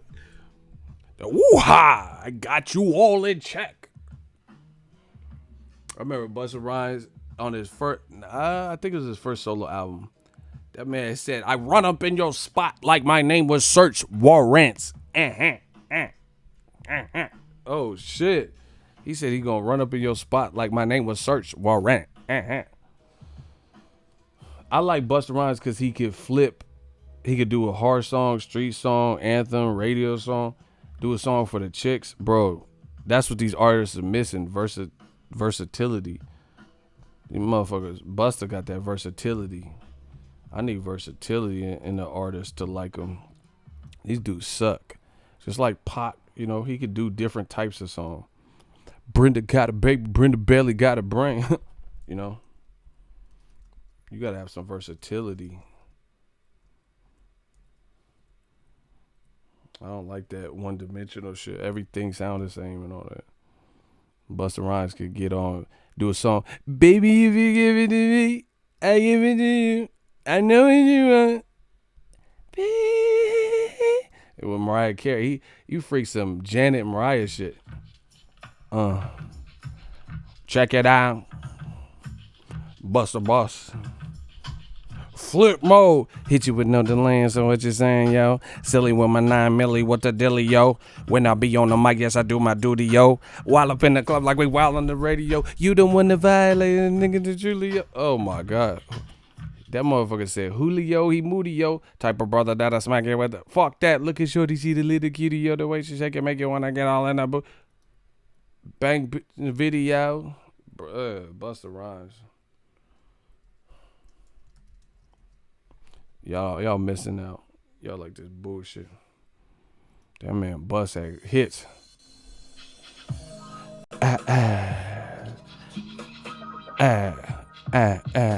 Come on. Baby, come on. Oh my gosh, Busta Rhymes a killer. Smash the like button, we back. New media. One time. Baby, just tell me just how you feel. We living in and giving it to you real, baby. Come on. Every time we're crossing the borderline, we're giving it to you, making you feel fine. Turn the heater. Better believe we gon' shine. Make everybody wine, baby. The pleasure is all mine. To my people who be regulating the dance floor. Better step to your business and handle yours. How we do it? Making your people just want to bounce and get busy because you know that we always hit you off. What you say? You're wondering why you feeling the fall. Oh my gosh. That motherfucker was. I know you're tired of the time. Gonna make you. Oh my gosh, this shit is too easy, bro. That man was killing that. Baby, just tell me how you feel. We living in, just giving it to you real, baby. Come on. Every time we're crossing the borderline, we're giving it to you, make it. Oh shit. Bus is, he's snapping, bruh. Bus was snap. Y'all don't know about this shit. Hey, it's all good. The Warriors. We going back for game 6. Y'all thought we wasn't supposed to be here, but the Bay always snap back. Man, we snap back like a bungee. I ain't playing like Tony Dungy. All y'all is lunch meat to the hungry. Better watch your pot roast when among me. I'm something nice someday, like running through a field of blazing pistols with a fucking knife. I'm fresh to death. I need a fucking light. Oh my gosh. Y'all don't know about hip hop. He said that video was dope. Yeah, Busta Rhymes. He was doing the robot shit. I remember that. He said he gonna make a trap album. Man, y'all want some trap? Man, shit. Eddie Hearn need to make a trap album. He the one trapped. Eddie Hearn. That's the real trap album. That motherfucker trapped in America. That's the real trap.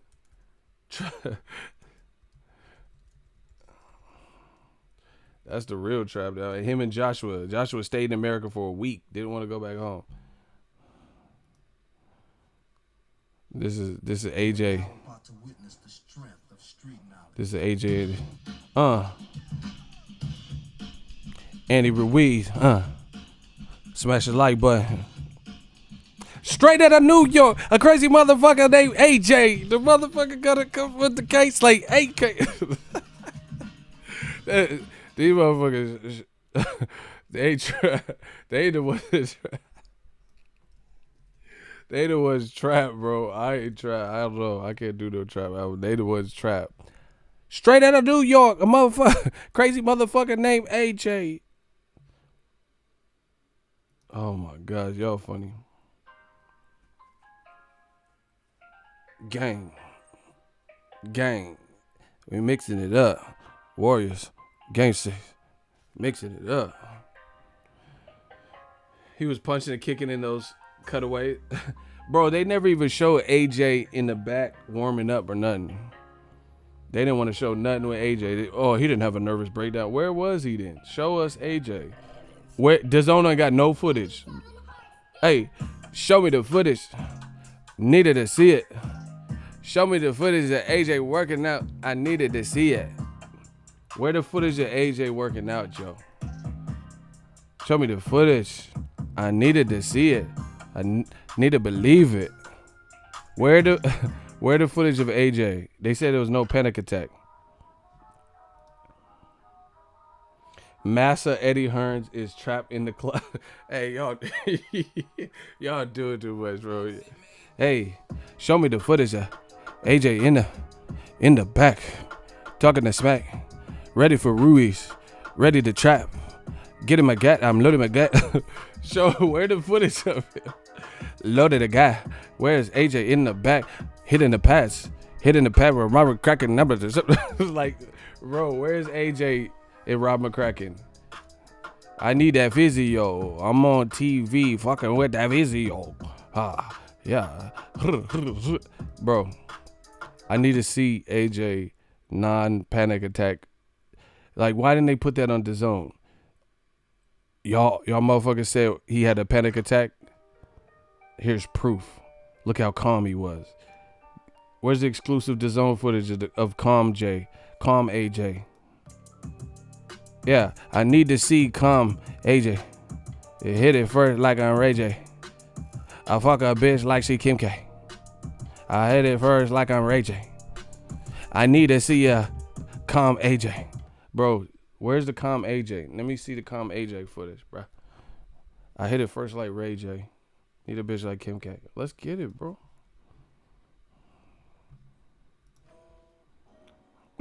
Where's the Calm AJ footage, bro? Eddie or the physio. I told you, Eddie Hearn's new name is Eddie Winslow because them wins is looking real low right now. Dillian White got to do it. Maurice Hooker got to do it because he took them Winslows. He got them low wins right now, bro. Eddie Winslow and AJ with the physio. Crazy. And new media is just another day. Just another day living in a hood. Just another day around the way. I'm feeling good today. AJ gotta go play. AJ was shooting bricks in Harlem, bro. They was like, yo, dead ass, who the fuck is this? 6'6" with no jumper. Prince was he was on the court like, shoot the J. Shoot it. Remember on Chappelle Show? Prince was like, shoot the J. Shoot it. AJ 6'6", all bricks. What? 6'6" with all bricks, no jumper. AJ gonna be in New York on a rooftop like Nutso and shit, bro. Just like Chef and shit. He gonna okay, get off me. Remember on Above the Rim when when Nutso was on the roof? AJ gonna be practicing his game, bro. You gotta get ready for Ruiz. He's like, man, get off me,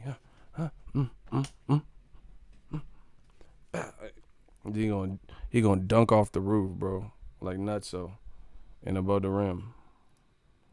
Now AJ would be the one that brought the gun back to the court. Wood Harris, yeah.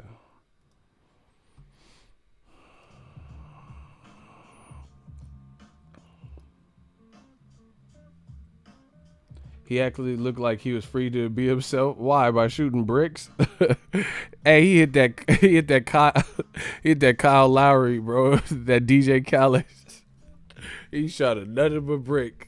You know how they got nothing but net? That motherfucker was shooting nothing but bricks.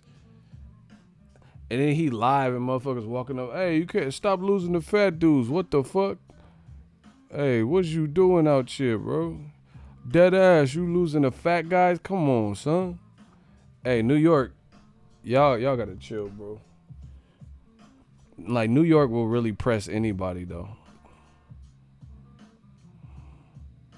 Like, New York will just tell you some shit. Like, look at this motherfucker he came to the court with a booger in his nose. This nigga got a booger in his nose. Like, why you gotta, you know what I'm saying? Like, you can't, bro, you gotta be fresh. You gotta be right.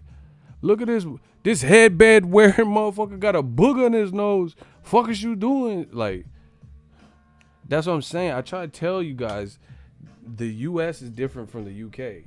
These motherfuckers is ruthless. Look at AJ got a bigger. How you the fucking heavyweight as the champion of the world used to be, and you got a fucking booger in your nose. You non-jumper bricklayer. You a bricklayer. Go to Brick City, New Jersey with that shit. Like y'all just gonna talk to the ex-heavyweight champ like that. Like, New York ain't, like, they ain't got no chill though. Man, he tried to do a layup, bro. There's people like Tony Parker, hype Muggsy Bogues and shit. Allen Iverson, vicious layup. Joshua's hella big. He got tired from doing a layup, bro. He got to work on his stamina. He shot one layup and missed.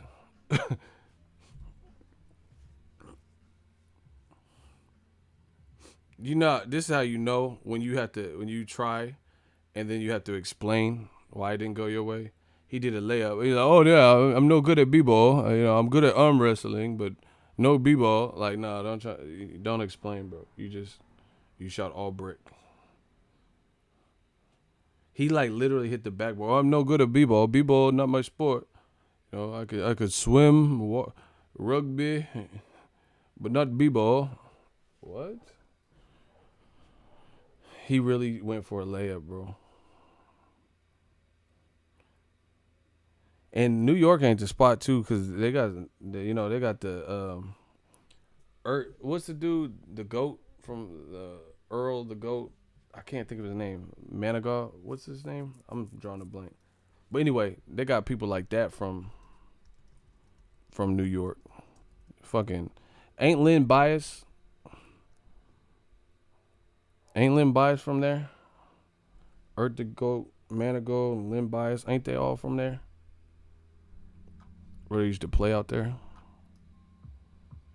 Y'all gotta look up what's the other dude? He was raw. Carlton Hines? He from out there. Yeah, Manigault. Nah, but Carlton Hines, bro. All these motherfuckers. Lynn Bias is from Maryland. Oh, okay. But he used to it's all close enough, so they all used to play in New York and shit.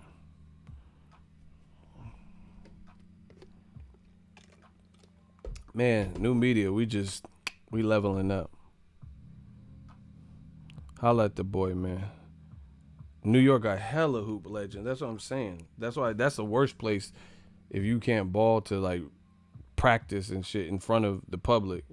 You better go to 24-hour fitness or something and practice, bro, because they got some real hoop. Like all that and one shit, fucking hot fries and all these motherfuckers. Like, damn, who the fuck is hot fries?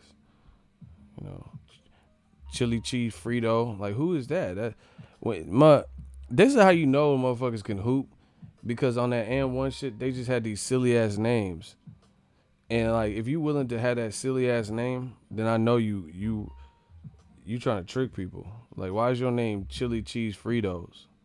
Like, what are you planning on doing in this game that would have somebody name you Chili Cheese Fritos and hot fries and all this shit? Like, what the fuck?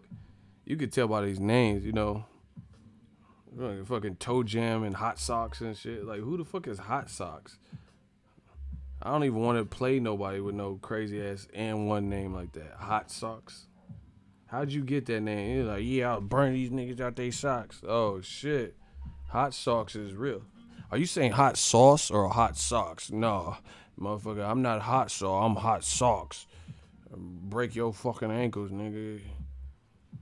Yeah, I'm hot socks. I got this new shit, this new crossover on your ass, bro. That's what I'm saying, man. I ain't trying to play nobody with them and one ass names and shit. These motherfuckers too good, bro. Like, who that? I'll play against him. Oh, that's Ramen Noodle. Like, who the fuck is Ramen Noodle? And you just replay him. You gonna find out.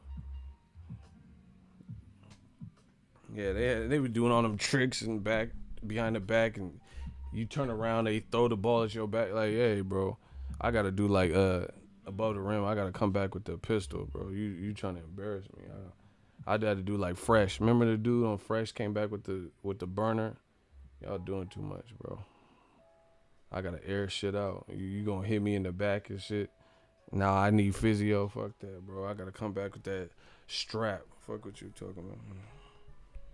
Nah, they be really trying to. And then you like turn around and they put the ball on your hat and shit. You like, where'd it go? And then it drop. Like, why you do all that, bro? Just make the fucking shot. And you gonna put the tap on you and shit and put the ball on the put the ball. You like, someone tap on your back and it's really them, and they put the ball on your shit. You like, where'd it go?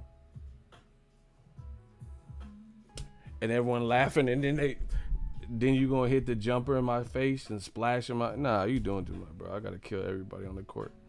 That's what's up. Everybody gotta get aired out. That's what's up. You just did too much. You insulted my lineage. Like my whole family tree is hurting right now. All the branches. I gotta get all y'all. I gotta come back with that pistola. You doing too much. I'll come back. Remember when Denzel smoked Idris in American Gangster in broad daylight? I gotta come back like that. Idris was like still talking this shit. Denzel, he just put the shit to his head and was smiling and shit. Yeah, okay. So, yeah. You don't know I'm Frank Lucas, huh? Motherfucker just put... I have to come back like Frank Lucas. Fuck that. Then Denzel... How you gonna shoot somebody in the head and just smile and shit? Yeah, I told the motherfucker to leave me alone. I'll come back like Frank Lucas. What the fuck? Nah. Yeah, that's Kobe though. Kobe's my favorite player. Or him and Jordan, but Kobe's Kobe. That motherfucker. I'm not fucking with Kobe either, bro, because he's too competitive. I'm competitive, but this motherfucker, he's too competitive. I don't like that. The game let me see if I can find it. The game said Throwback Thursday, and it was a picture of him in the 2000s, and he was at a Lakers game, obviously the game from LA. And he said Kobe went up to him and said, "Hey, dope ass album. The documentary is raw. I listened to that album before I, scored 81 points or whatever." Let me see if I can find it. Let me see if I can find the picture.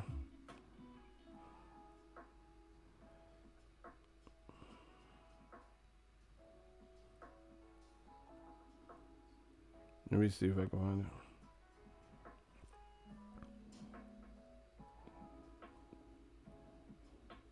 Yeah, okay, I found it. Look.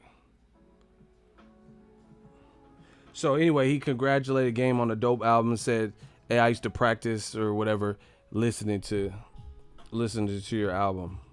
Look, see, Kobe's too competitive. That's that Black Mamba shit. You see the Game like, "Yeah, motherfucker, I'm from Compton, Cedar Block blood. Yeah, nigga. Yeah, I'm glad you like the album, motherfucker. I put that on Pot Root with Spracket. Hey, Kobe, nigga, this ain't 40 Glock. You see this fucking Aftermath chain? That's how the Game was. Yeah, motherfucker, Lakers, nigga. I put that on the set. I put that with Spracket, right? Look, I can't trust nobody. I told you, look, let me zoom in real quick. Kobe is too competitive out this motherfucker, bro. Look at the fucking face, bro. Like, Kobe wants to beat you in everything. Like, how you got a competitive ass handshake? Like, he want to beat the Game in the battle of the handshake. Look at how this man is gripping this dude's hand, and look at the face. Hey, Kobe is a killer, bro. I'm not fucking with Kobe. How you have a competitive handshake with a nigga, bro? Game's like, yeah, motherfucker, good game, nigga. Kobe. Like, damn, you trying to have a better handshake than me and shit? What the fuck? Why is Kobe looking like that, bro?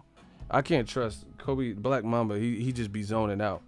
He ain't gonna pass the ball or nothing. Kobe just splashing everybody's lights out.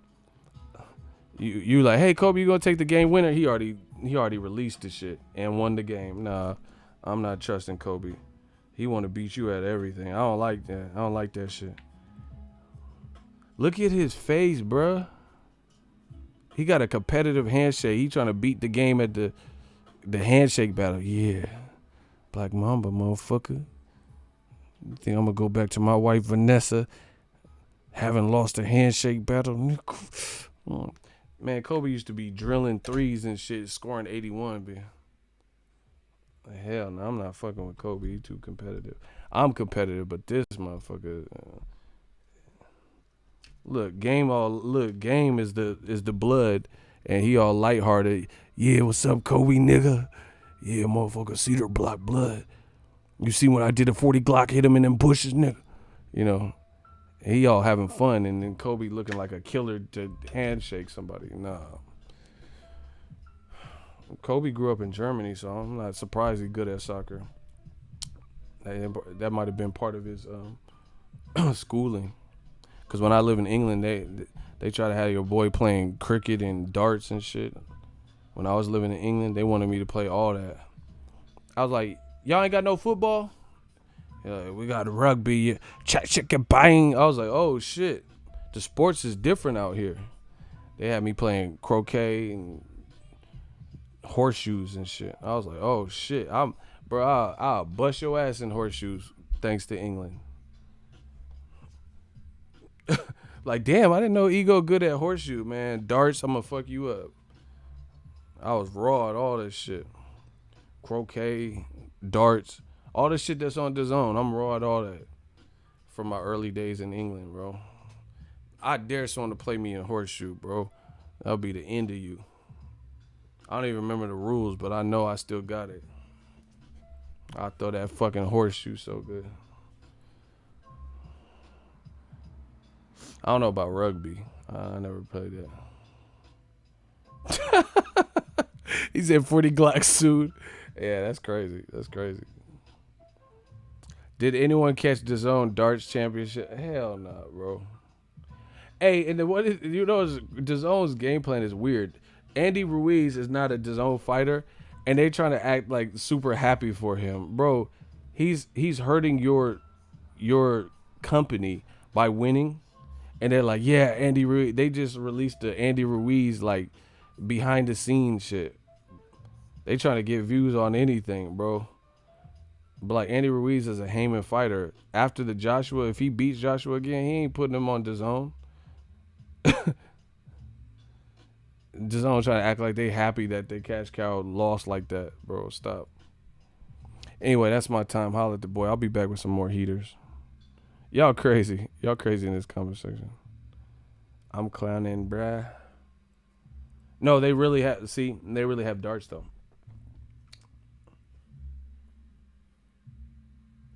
They had Ego eating crumpets and shit.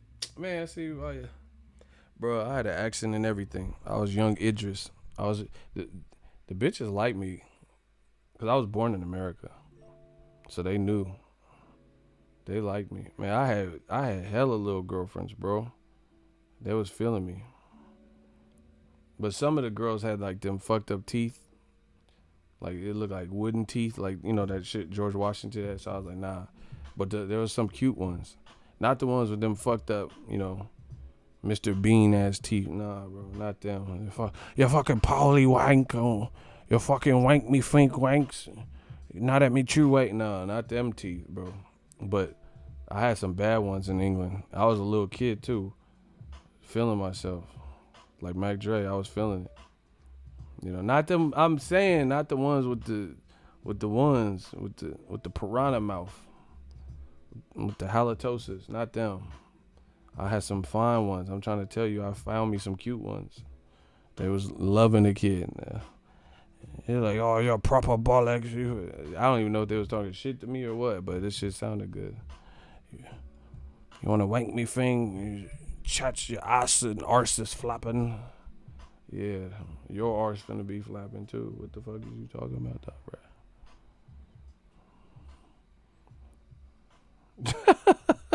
Hey, real brother ain't shit. He said, I can't fuck with no nasty mouth. Hey, I don't know why that was so funny, bro. DAZN is trash, bruh. Hey, y'all trifling, bro. Stop these comments. Like, please stop. I'm just trying to read. Yeah, no, I know DAZN just had its darts championship for real. Cricket finna be next. Stop, bro. It's water polo. They probably play Marco Polo title shots and shit. I'm the water polo king of DAZN. I'm like, stop, bro. And then, hold up. Y'all pissing me off now. What's up with Triple G, though? They said he got $15 million for Steve Rolls, for some dinner rolls, for them jelly rolls. They gave him $15 million. How is that sustainable? Honestly. How can you pay $15 million? And, you know, I don't even care what people are getting paid like that, but I'm just wondering for the long haul. How you gonna pay $15 million for Steve Rose and make a profit?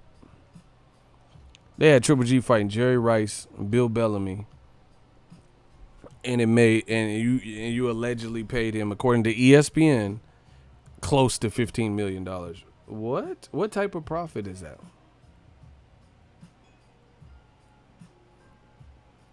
Teeth looking like they've been eating rock sandwiches. Wow. Y'all trifling. And then Triple G, like, bro, Triple G is openly telling you who he doesn't want to fight, saying, hey, no, guys, bring fresh everybody. But you want to fight Canelo for the 1,000th time? Bro, it's over for old media. All this stupid shit y'all be advocating for. Notice, once again, there's no pressure. No pressure for Triple G. But when Mayweather gave 22 years to this game and was going to end his contract and his career with Berto, they had everything to say. But Triple G could fight Steve Rose and then say, hey, no blacks. No, I'm not fighting Andre. No Jacobs rematch. No everybody. No, no Charlo. Fuck that. What? He's openly telling you this. He's saying he's not fighting none of the relevant guys who are all black in his division. And he says he wants to fight Canelo, bro. And then y'all motherfuckers just a year ago had him on the pound for pound list and said that Triple G fights for the fans. He's Mexican style, and he gives people free swings and allows them to hit him in the face to make it more entertaining for the fans. This is the dumb shit y'all was talking about. It's just not a good look on. Listen, this falls on DAZN. This falls on DAZN because if they allow Triple G to just fight, Pee Wee Herman and shit, then this is a bad look for them. No, Dottie, not without my bike. They got him fighting Pee Wee Herman, bro. Like, okay, bro. Like, what are you doing, Pee Wee? You can't afford a $10,000 reward. Yeah, but whoever returns the bike, they don't deserve any reward. Like, Pee Wee Herman, though, bro.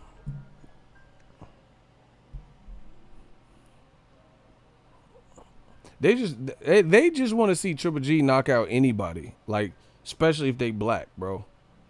If you black and you don't have a chance, then put them in there with Triple G, bro. I think they just want to see that, bro. Because it'd just be Triple G versus, like, Ben Vereen and, like, Uncle Ben and shit. Like, it don't even have to be a relevant black. Just any black will do. Fucking Jeffrey from Fresh Prince. Master Williams. It don't matter, bro. They just putting them in there with anybody.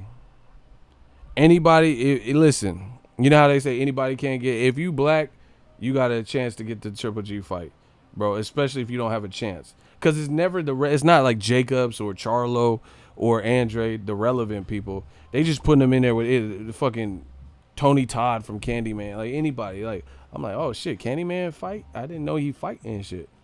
Like, Kel Mitchell. It's just anybody, bro.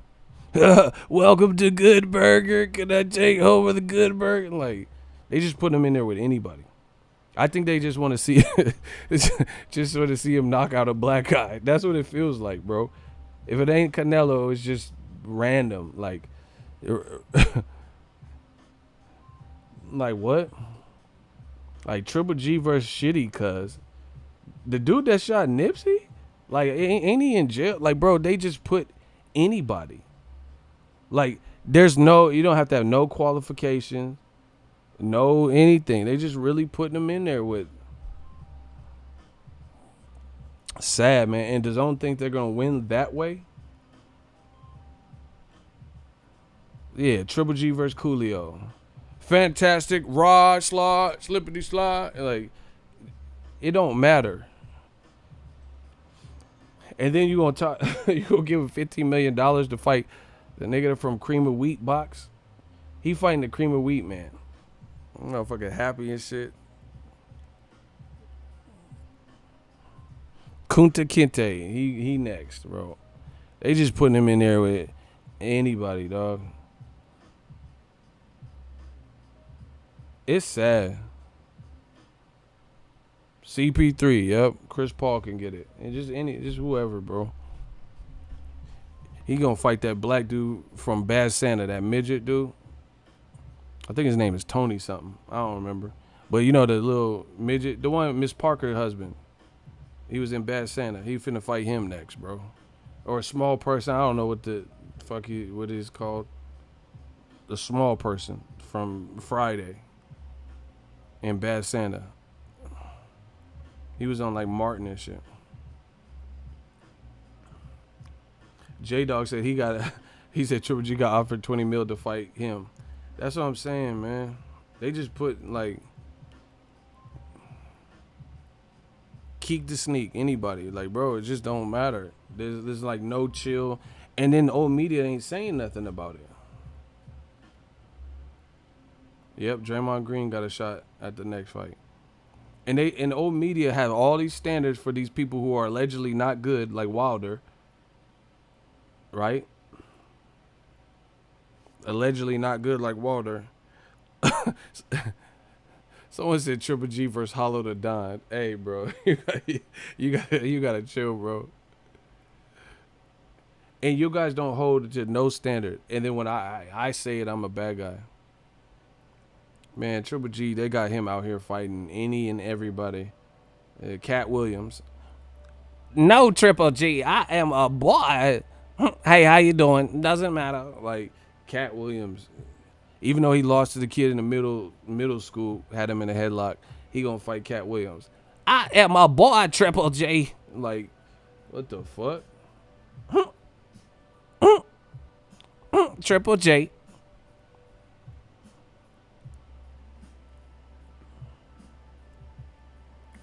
But the bitch is like,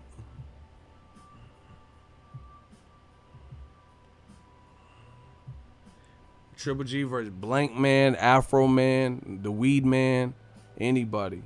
Anybody can get it. I am a boy, Diamond. Like, yeah. He fighting the wheelchair dude from Boys in the Hood, bro. With the popsicle, the lollipop and shit. He fighting the kid from Friday. Boy, what the fuck you want? Give me some chili Frito. Like, how the fuck he get the fight, bro? He was in one movie and shit. Give me some chili Fritos. Sorry, fat boy, we closed. My money. Mama! He fighting the mama kid from Friday, bro. And hey, y'all gotta chill. Triple G versus Bruh Man from the 5th floor. Bruh Man gonna be at the weigh-in like, what's up, Triple G?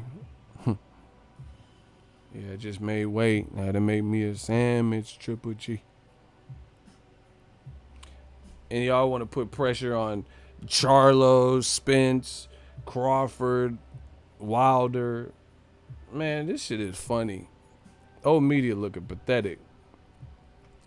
All this shit. Wilder fight his mandatory. Gervonta Davis fight his mandatory.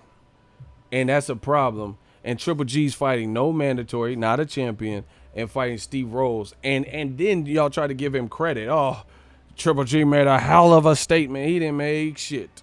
We didn't even know who he was fighting. That motherfucker fighting custodians and shit from my elementary school and shit. He just like, damn, Mr. Johnson? That's you? Yeah, that motherfucker fighting custodians with all them keys and shit. They got the keys to the city at your elementary school. Like, stop.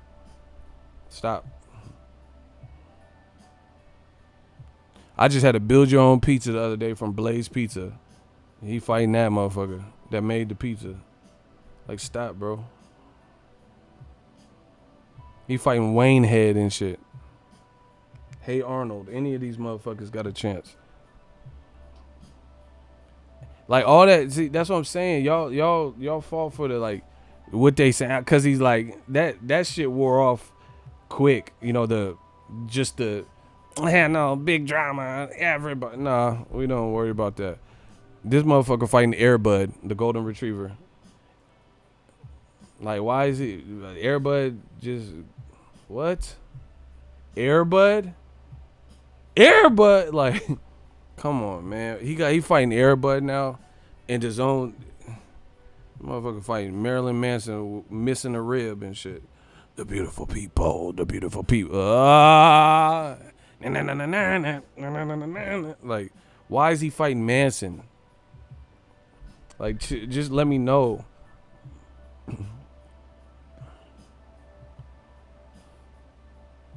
This shit is crazy, bro. And y'all allow it. And then if I say something about it, I'm the bad guy and all that. See, this is what they do to black fighters. They rate everybody else and put them at the highest opinion. Tyson Fury's number one. Bro, name a black fighter who had Tyson Fury's performance versus Wilder, got floored like he did in the 12th round, and then you think that he would be atop of the next division pound for pound list. Tyson Fury got laid out. Got up, showed heart, great. And now they saying Ring Magazine saying he number one, bro. How you number one? So you got the best. So you proved you're the best fighter off of a draw and off of getting hurt more than you ever hurt Wilder. I never even seen Wilder hurt. Wilder looked like he was tired more than anything because he was missing at some spots. Tyson Fury was fucking hurt. Tyson Fury woke up. He didn't even know where he was. Tyson Fury. If you build it, they will come. Like, what the fuck are you talking about, bro? If you build it, they will come, bro. He woke up, thought he was Benny Rodriguez from The Sandlot. He didn't know where the fuck he was. You know, the great Bambino, forever looking ass. Forever. He didn't know what movie, what the plot was. He didn't even know who Jack Reese was. Motherfucker thought he was at a bar and shit. I'll take 2 scotch on the rocks. Like, what the fuck are you even talking about, bro? Check, bang. Like, all right, bro. He was out. Sabrina the Teenage Witch, Out of This World. Remember the little chick from Out of This World? She could pause time. That's Tyson Fury. Out of This World. And then Aram coming.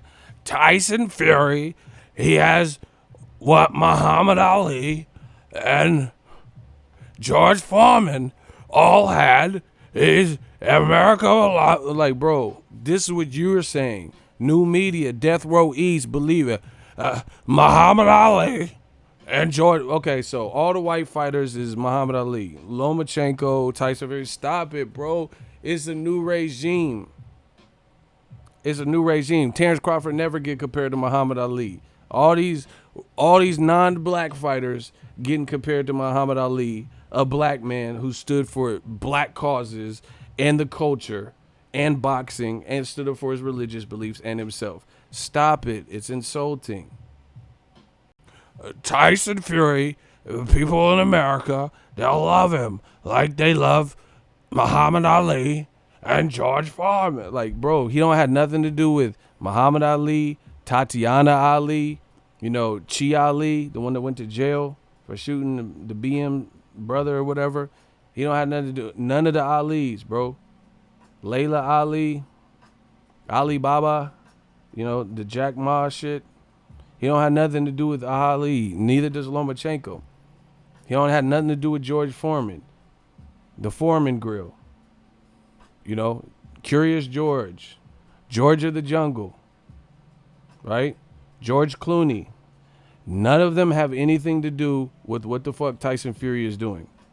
Yeah, he's like George Foreman. No, he's not. He's not like Yuri Foreman. He's not like George Foreman. He's not like a construction working foreman. He's not like none of that. He's not like 4 men, bars. 1, 2, 3, 4, 4 men. Oh my gosh, bars.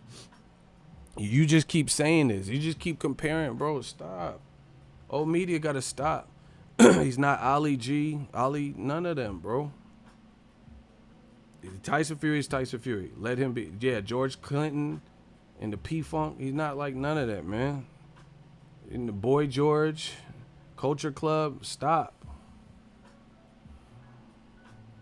This is what old media keeps trying to like create. Like, you're not gonna just make. So said Paul George.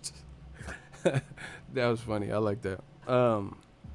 George Washington Carver and his peanut butter. Bro, he's not like none of them. He don't have nothing to do with none of that. bro, old media, bro, this shit is crazy. It's crazy how I just took over the game, bro. Al Heyman was 2 weeks ago, or whenever Crawford Khan happened. He said, Al Heyman don't want to make no fights. The motherfucker don't want to fight. And then now you made Wilder Fury. How did that happen? Biggie, what happened? Biggie, what happened?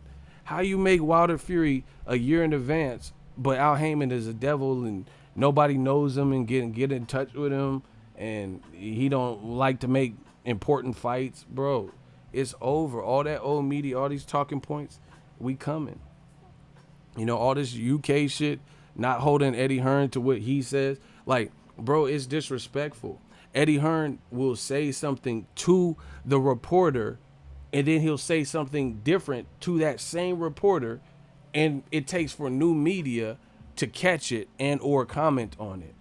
That shit is a dub. We control the narrative. We not doing nothing wrong here in boxing. We just talking boxing.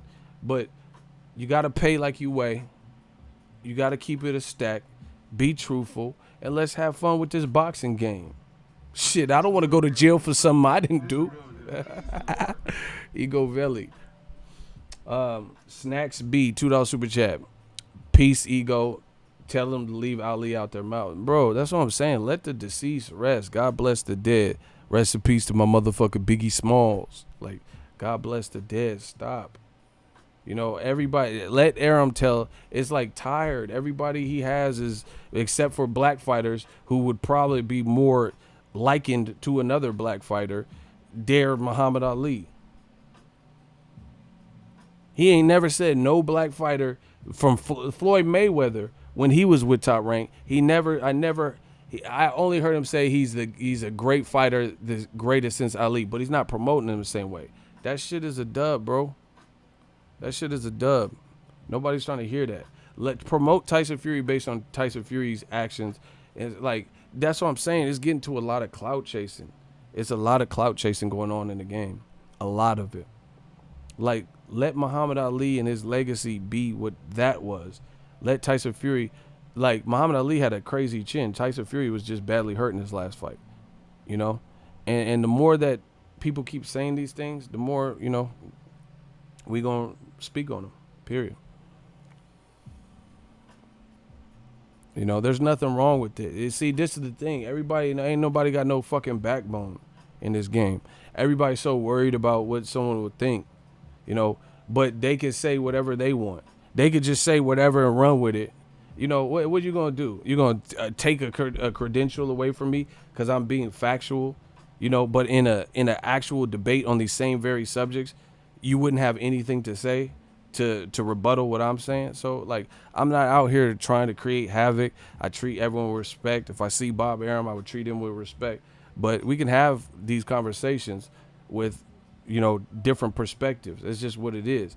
But my perspective is Tyson Fury is not number one. My perspective is they don't want to put black fighters at the top of their list. My perspective is how is Wilder with more fights not rated over Tyson Fury? He kept his belt. So despite if you like it, if you agree with the competition, that's not everyone believes Tyson Fury won. They want you to believe that. I don't think Tyson Fury won. So how is it my opinion is just immediately discounted, and I always give you a fair take on what's happening in boxing. But because you wanted Tyson Fury to win, or you want to say, block Cherry Jerry. I'm not arguing with a motherfucker with cherry in his name. You getting your cherry pop. Watch my shooters pop that cherry. Fuck what you talking about. We don't care. No, all these little drive-by comments with no explanation, shit's a dub. Shit's a dub. And this is the thing. I'm at Wilder Fury. I'm at the fight. These motherfuckers watched it from the UK or, you know, from their dungeons and shit, illegal jail phone. I'm at the fucking fight. I know what I seen. I know how everybody in the world thought it was over when Wilder knocked him out. But because, see, people, again, if you watch boxing emotionally, this is what it makes it do. This is what it makes some people do. If you can't curb your emotion. Because I get it, the brilliance, losing 100 pounds, the mental health battle, coming back, You weren't supposed to be here. You took 2 lousy tune-ups. People said you weren't ready. So from, a humanistic point of view, like it's a great story. Getting down and then getting knocked up when Wilder normally knocks people out. But fuck the great story. What did you see? What happened? People can't Biggie. What happened? Biggie. What? People can't separate the two. I think I do a pretty good job of separating personal emotions and feelings versus what I actually saw and what's the truth. The fact is, Tyson Fury in the Wilder fight, he didn't do that great in the first 4 rounds. He really didn't. Tyson Fury was trying to work himself into a game plan and was doing a lot of like fainting and shit. He wasn't just bow, bow, bow, yeah, and destroying Wilder. Yeah, yeah, yeah. He wasn't doing none of that. He was doing a lot of, just like he did with Klitschko, which creates havoc. You have to, what the fuck is he doing? He's a big framed guy and he's awkward. So that's dope, but people just automatically wrote Wilder off in every single, I had people tweeting me, oh, I gave Tyson Fury the first 6 rounds. I'm like, what the fuck? Based on what? Like, what was he doing in them? And this is, listen, you don't even have to take my word for it. You don't have to take my word for it.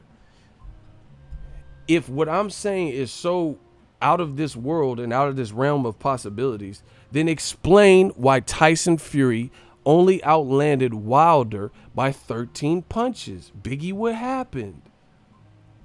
If he was such a masterclass boxer in that fight where he was destroying Wilder, then why did he only land 13 more punches across 12 rounds than Wilder did?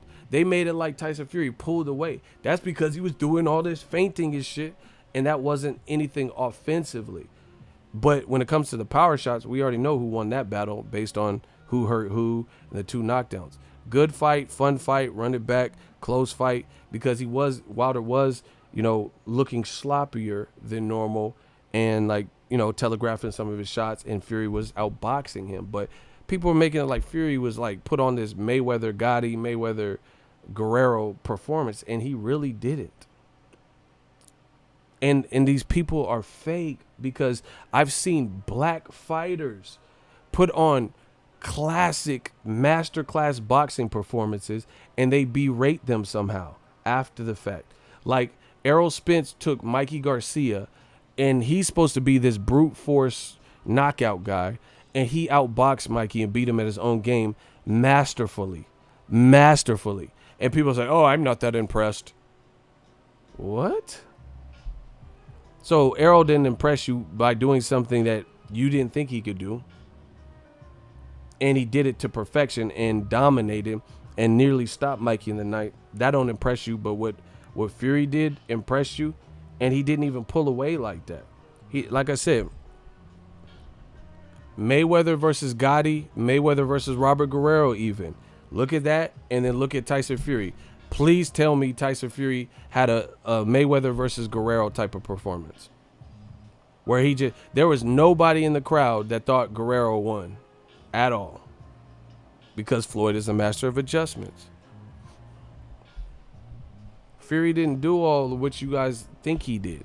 Again, people can't separate that heart and the emotion and the story from what happened. Fury's a good fighter. We know this. This is not a knock on him, but people are acting like he went out there and just, Gotti'd, Mayweather Gotti'd. Block Gonza Taurus. That's a rat. I ain't explaining shit. Pay attention the first time. Block Gonzo Taurus. He a rat. Get these motherfuckers out of here. Too good at what I do. The master drunken outbox a ton of fighters, and they rob him. Who? Emmanuel Augustus?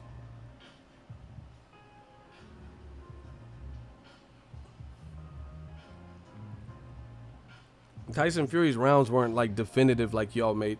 Okay, Errol Spence versus Mikey round 9. Tell me any round throughout that fight that Tyson Fury had like that.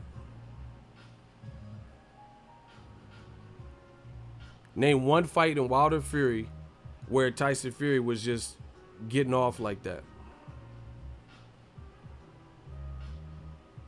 Oh yeah, that's right. Y'all can't. Death Row East, believe in it.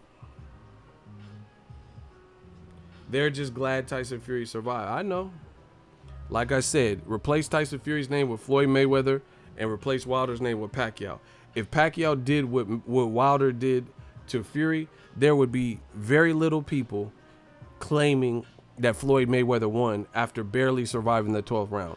There would be no one really saying that Floyd outboxed the fuck out of Pacquiao. Bro, they have to, old media continuously has to go against what they say they like to try to reach and grasp for straws.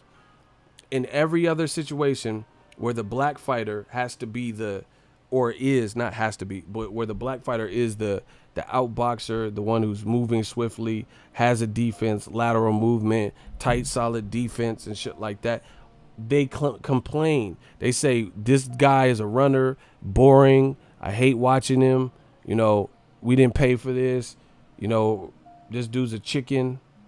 But then when the white fighter, like Tyson Fury, happens to be the person who is exercising the higher ring IQ and, feinting and doing more fundamentally sound things and good movement like Tyson Fury has, and Wilder's the aggressive, like pit bull, bulldog type fighter, then all of a sudden they back to loving boxing. It's so predictable. Just like Lomachenko versus Gervonta Davis or whatever. There's a chance Lomachenko might be the more fundamentally sound. Tank would be like trying to take Lomachenko head off. Then all of a sudden they'll favor the boxer again. Because you know why? Because it's Lomachenko versus Gervonta Davis. See, they motherfuckers love knockouts until the rabbit got the gun. Especially if it's a black fighter doing the knockouts. We know what it is. They said for Triple G's whole career, where he was cherry picking people, they said they loved Triple G's knockouts. These are legendary. When Triple G was fighting Michael Blackson and shit. Try again, motherfucker. Do you know who you're dealing? They loved it. Triple G entertains the fan. Wilder's knocking people smooth the fuck out. Now all of a sudden, he's talking about killing people. I don't prefer that. Man, who cares what the fuck he's talking about? He's trying to kill him. Deal with it. Man, y'all some pussy ass back and forth Aaliyah motherfuckers, bro. Back, forth, and on. Bro, it's annoying. Wilder stretched people worse than Triple G. The best Triple G knockouts come from people who should have never been in there with Triple G. Wilder stretching any man in his division that he's connecting with, no matter their skill set, like Luis Ortiz. No matter if Staverne's a better boxer. No matter if he's a southpaw. Triple G is not doing that, simply put. Triple G versus Canelo, Triple G versus Jacobs. Why don't we see these legendary Steve Rolls, Vanes Matarosa knockouts? Because he's not in there with that. Wilder is hurting people who are skillfully better than him. Tells you everything you know. I'm the fucking truth, man. Y'all know what it is. Have you or have you not seen guys who are fundamentally and skillfully probably better than Wilder get destroyed? Like Gerald Washington, he was outboxing Wilder, Spilka wasn't doing too bad for himself. Fury was outboxing Wilder in the mid rounds.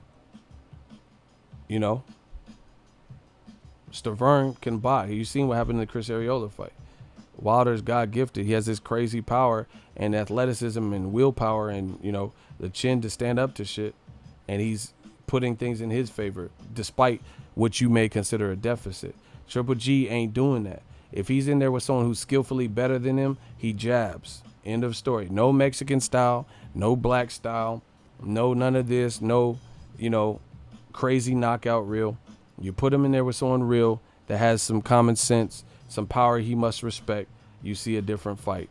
Wilder, you put him in there with anybody, and we're seeing the same results. Yet Wilder is nowhere near as praised, especially it took 40 fights for him to get to the point where people are just now praising Wilder. Triple G was getting praised after Proska and all this shit. Stop playing with me. You can't win. That's my time.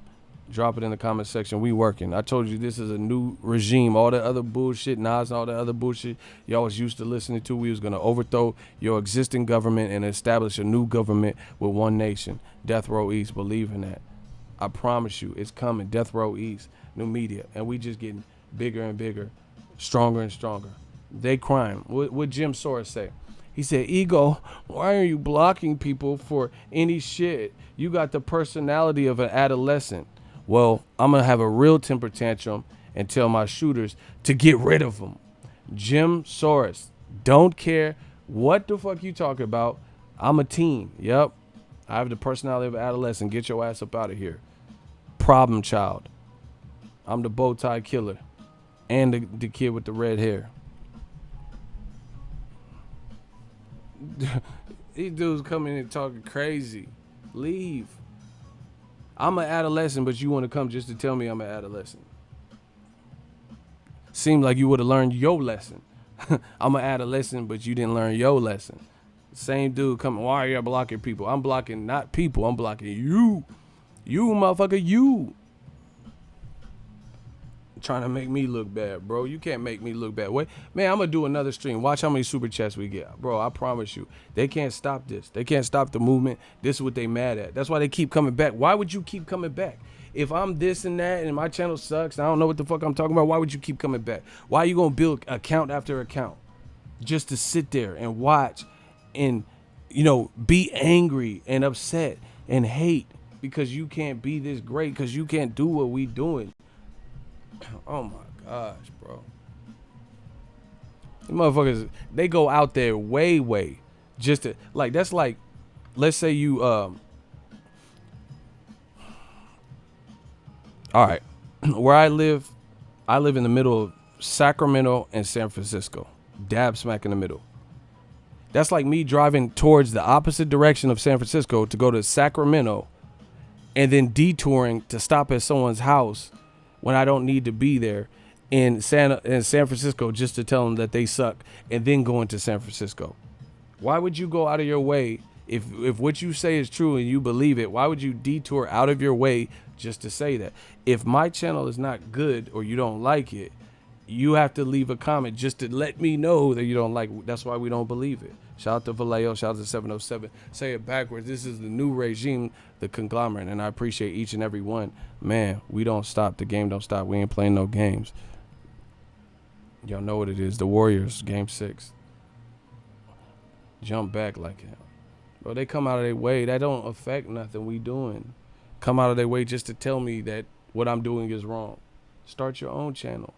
You talk about what you want on your shit. You don't have to tell me about this. 707, say it backwards. We got this. I've been doing this for years. This ain't nothing new. Marathon fucking continues.